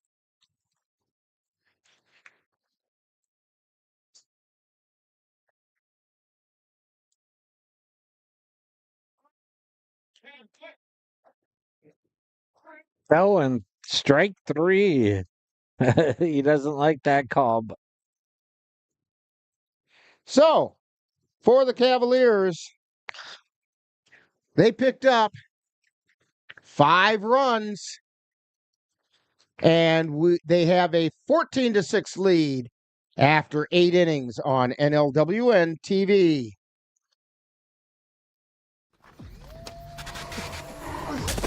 Multiple studies have shown that marijuana can slow both driver reaction and response time, which can be really dangerous. He's here. He's here. Wait. What? I can't drive. Why? My. Oh.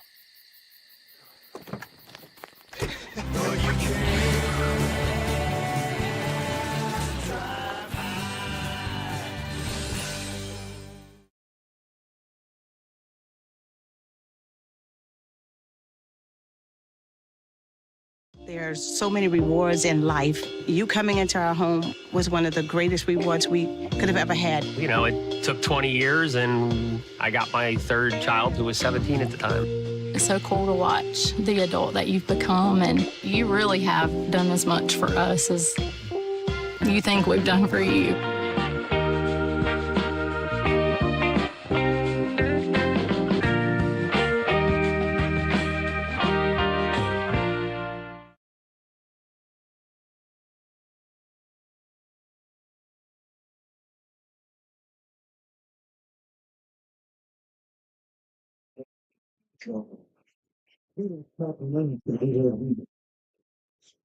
Back here at Carson Park.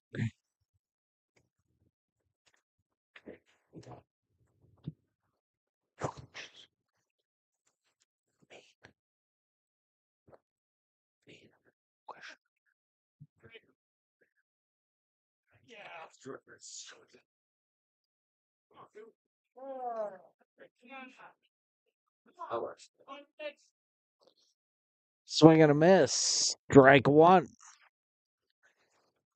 If you're trying to, okay, there's my camera. Here we go. 0-2.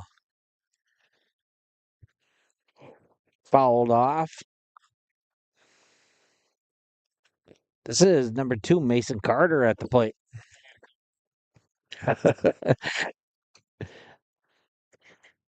Here's the pitch.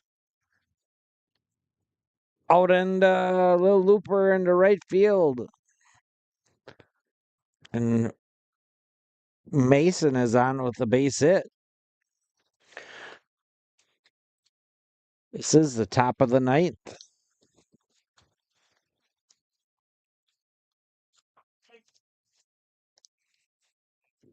Up next will be Nathan Roach. Struck out the last time he was up.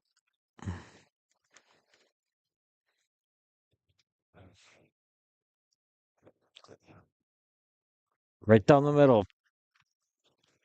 Strike one. 0-1 to Nathan Roach. Here's the pitch. Inside. 1-1.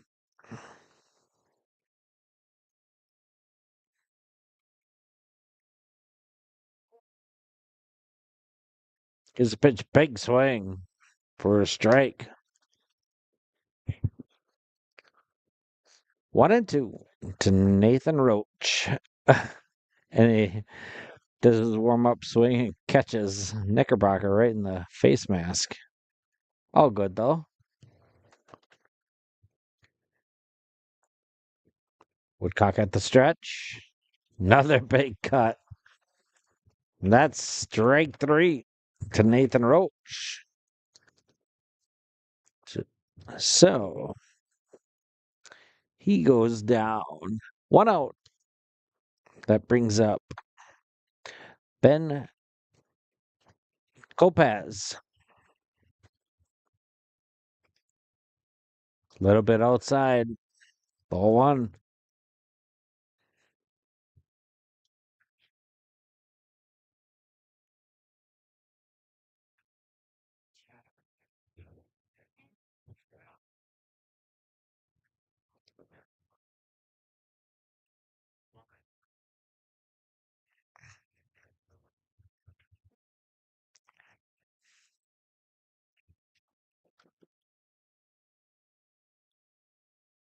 One.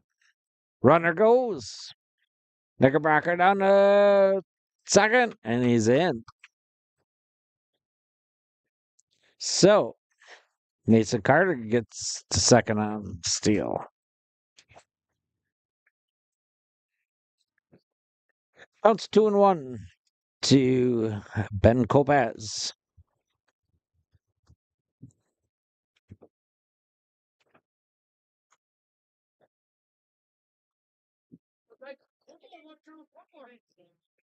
And the pitch to Copaz is a called strike.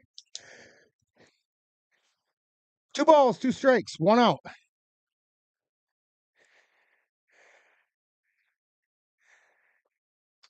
Swing and a miss. So Copaz goes down swinging.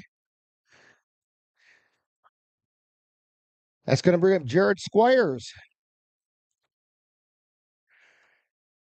Squires is 0 for 3, and he also drew a walk. He did ground into a fielder's choice where he picked up an RBI. Throw down to third, and they got him at third. And that's going to do it.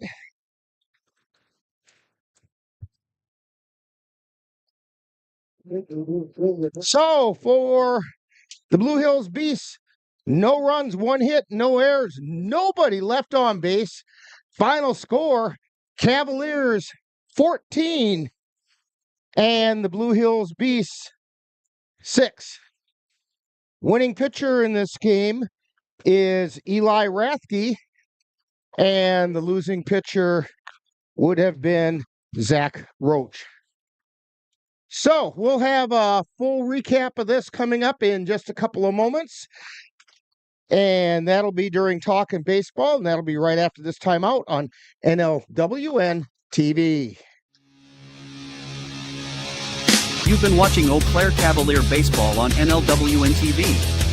This copyrighted presentation has been a production of the Northern Light Webcasting Network in conjunction with the Eau Claire Cavaliers and is intended for the enjoyment of the viewing and listening audience.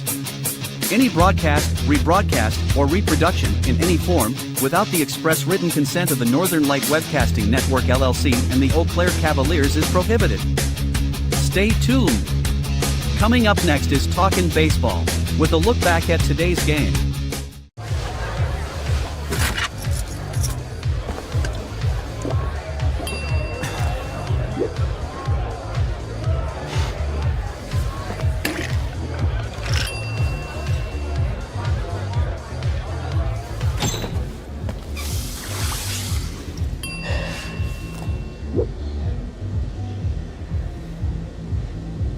If you need to do something to feel okay to drive, you're not okay to drive. Don't drive buzzed.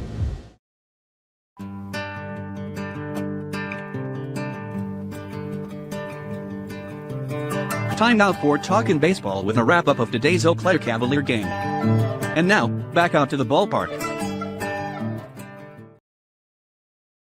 And we're back here at Carson Park. Rick Olson, Dan Petchow, and Monroe as the Cavaliers come away 14-6 winners over the Blue Hills Beasts. And Ann was just saying before we came back, for a first-year team, they hung in there and played tough.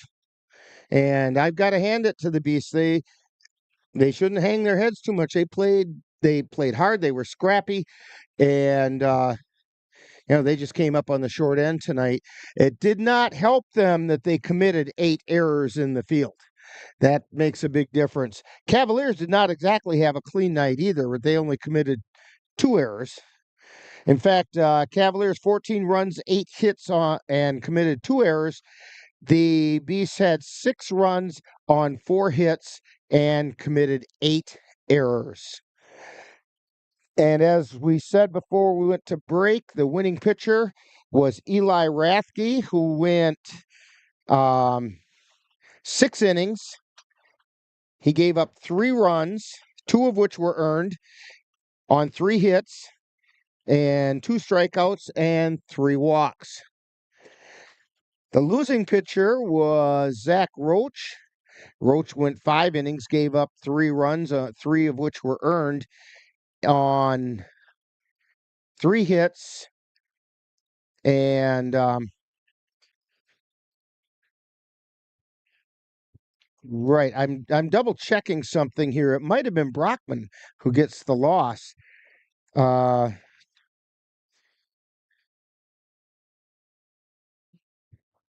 As I'm looking here,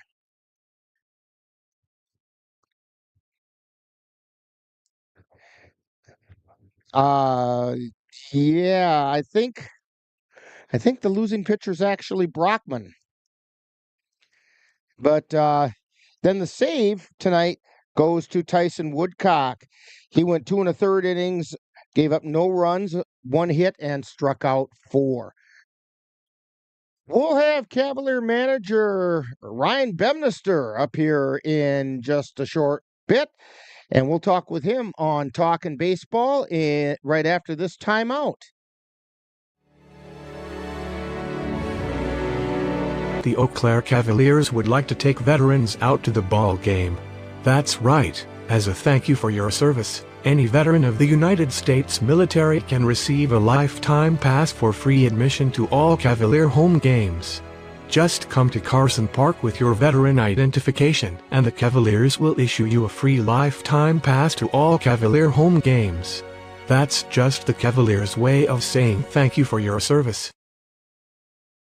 We're back here at Carson Park and talking with Cavalier manager Ryan Bemnister. And Ryan, this team, the Blue Hills Beasts, wouldn't ever lay down and die for you.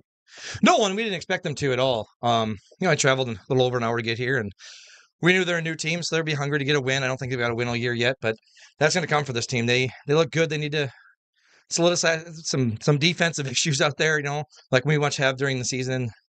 But no, they're a great team, a good fun group of guys. It kind of looked like they might have run out of some of their pitching. Yeah. The Zach Roach, he threw well. Yeah, threw really well against us, and we were, we get runners on, and we just couldn't move them across. We get runners on, couldn't move them across. So it's, I had a feeling that eventually the seal would be broken, and we'd have some crooked numbers up there, which we ended up having. I think 3-4 innings of crooked numbers. So that was what we're looking for. And who was it I was seeing here that had a heck of a night tonight? Well, Cole Timon, 2 for 3, and then drew a couple walks on top of that. Yeah, Cole was looking good at plate, seeing the ball really well, putting it play. He can't jump very high. That's one of his downfalls. He let a ball hit him between short and third, but that's we'll make fun of him for that later. But outside of that, he looked good at the plate tonight. Yeah, and I was curious about that. Maybe I'm not sure on that play. Do you give an unassisted put out to the, or is it runner interference? Runner interference, fielder's choice, yeah. Okay, yep. And a fielder's choice. Okay, well, I was close with the way I wrote it down. Yep, that's how I would score it. I'm not keeping a book, but that's how I would score it. That works for me. The other one that I noticed tonight, and now I'm trying. Sam Knickerbocker, that boy's going to have a lot of bruises tomorrow. Sam's going to have some bruises. He said he hurts right now, but he'll be good for Monday, and that's the thing we're looking for. We're going to have to give him the Tyler Herman Award for 3 times getting hit by the pitch in this game. Well, then he got hit by a bat in the last inning there, so that didn't help out. Just a swing for no reason. I'm like, what the hell? But, yeah, so he got hit in the head there. Connor O'Reilly had a heck of a night. I don't know what you have over there for stats, but he was on base 4 times. Yeah. It got on an error with the pitcher covering, yep. And then he singled, yep. Walked. Yep. He did have a fielder's choice, and then came around and scored on that, and then did come around and score. And that's on an all error. him. That's all on him. Like that ball, when that ball was hit, he was full motor and coming towards third, and he saw the play go at first, and he just took off. And that was the right call by him. And it was one heck of a night by Connor tonight, too. Well, and that's probably what made the throw to first be a little bit wild, as he was first baseman, might have short-armed it. I gave the air to the third baseman on the throw, but it might have been the first baseman short-arming it, trying to make the play at the plate. Yeah. And it's just one of those things, Yeah, it's in the book. It looks like he had a 1-for-3 nighter or whatever, but he was on base 4 times and he scored 2 runs or maybe 3 runs, whatever it was. But this is one of those guys that just brings an energy level to our team that I don't think it's talked about enough for a kid that doesn't play as often as he should be playing, just because he's our 3rd catcher. Right. You know, and he's maybe our 5th or 6th outfielder, so he doesn't see the field very often. So when he does, he takes advantage of it. But that kid was hustling down to grab foul balls. That kid was warming guys up in the bullpen. I went up to him in the 8th inning there, and I said, "Hey, Lucas Cosley won't shut up. Would you mind letting him hit for you?" He goes, "Of course, let him hit. Let's go." He goes, "I've been on base tonight. Let's see if he can get on base." I'm like, "All right, cool." You know, that's just the kind of guy he is. Then he Lucas grounds to third. Yep. Maybe that'll calm him down a little bit. Well, we're gonna see. He still brags that he hasn't struck out yet, but it's pretty easy not to strike out with 5 at bats. So, no, but just that's the way the Cavs play, and that's what the guys that are down there are laying down for all their teammates and everything like that. I mean, they'll do anything for them. Well, you know, I know you're not a big stats person, and I understand exactly how you feel about that, to the point where most people, when it comes to pitching stats, they look at the ERA. And when it comes to hitting stats, they look at the batting average. To me, the stats that mean more are the whip for the pitcher. How well are you keeping guys off the base? That's kind of what that's telling me. And for hitting, it's your on-base percentage more so than your batting average, because are you getting on base to be able to help your team by scoring runs later on? Yeah. I mean, and you're hitting the nail on the head there. For people that really want to pay attention to statistics, it's not ERA and it's not average. Again, I'm not a stats guy. I could give a damn less about the stats, because no stat's going to show the intangibles that these players have and what they bring to the table and what they do advancing to extra bases like we had happen 4 or 5 times tonight. That's not a stat in the book. It still goes down as a single, and then you don't see anything else. Making plays in the field, just cut off runs that don't come in regardless of whatever. Eli Rathke, I mean, that kid pitched awesome tonight. And as he came off the field, he apologized. And I'm like, you know, I have nothing to be sorry about. You pitched great, you know, this and that. And he buckered down, I hankered down, got out of the inning with a tie. And I told the team, I said, we got to get at least 1 run for him for a win. And they rattled off 3. So yeah, and so he is the winning pitcher. He's the winning pitcher. So we had a bunch of firsts tonight. That's his first win as a pitcher for the Cavs. Trenton Palmer's got his first hit of the year. And he ended up with 2 of them. Yep, and Dalton Steele, he got a base hit, first time for the Cavs. So that's his first hit for the Cavs. We're still looking for Romy, and I know Romy's bat's going to come alive for us. I'm not worried about him. You know, it's and something for him. It's, you know, he's going through some stuff right now, and the kid showed up tonight and went to work for us at first base and got, you know, I think he walked once or twice, and he was able to score on a pass ball, which everybody loved because he's just a thunderous kid, and just really proud to see that kid show up tonight and come to work. And he did play it. He made some good stops over at first base tonight. Yeah, Sam kept him on his toes with a couple of back picks and things like that. But no, I thought he almost knocked out that beast runner in the. Yeah, we felt a little bad for that kid, you know. But he was all right. He's a ball player. Those guys from Bruce are all ball players. So I mean, that kid got up and he said it was all right. So I mean, that's a good thing. But yeah, it's nice to just see everybody come to the ballpark tonight, and everybody contributed in some way, shape, or form for this team tonight. Even you know, Austin Sells, you know, it's going to show badly for him on how he threw, but that's the first time that kid's thrown to a live batter in 3 years. So, I mean, for him to come out and battle and do what he did, and he came in and he's like, I felt good. I had it. I just couldn't find the zone once I got in. And it's, you know, the first time in 3 years, I'm like, I don't need an excuse. I was not disappointed. You got 2 outs for us in that inning.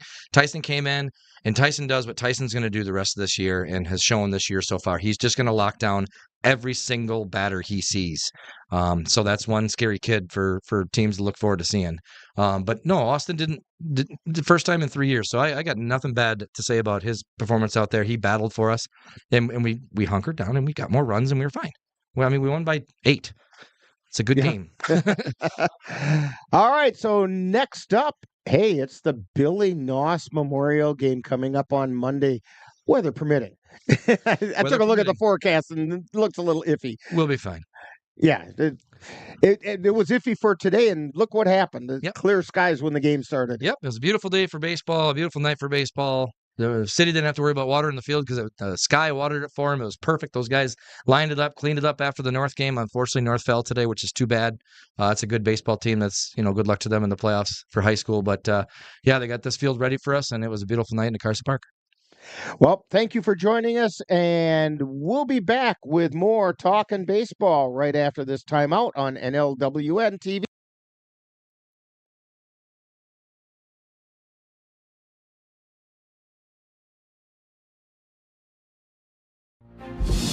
The Phoenix are rising. NLWN-2 and the Northern Light Webcasting Network are excited to be your home for Chippewa Valley Phoenix semi-pro football. Our next game will be on June 1st when the Phoenix will travel to Wisconsin Dells to face the Wisconsin Wolfpack. Follow the Phoenix as they battle their way through the Northern Lights Football League on the Northern Light Webcasting Network audio service and NLWN-2. That's exciting Chippewa Valley Phoenix football on June 1st.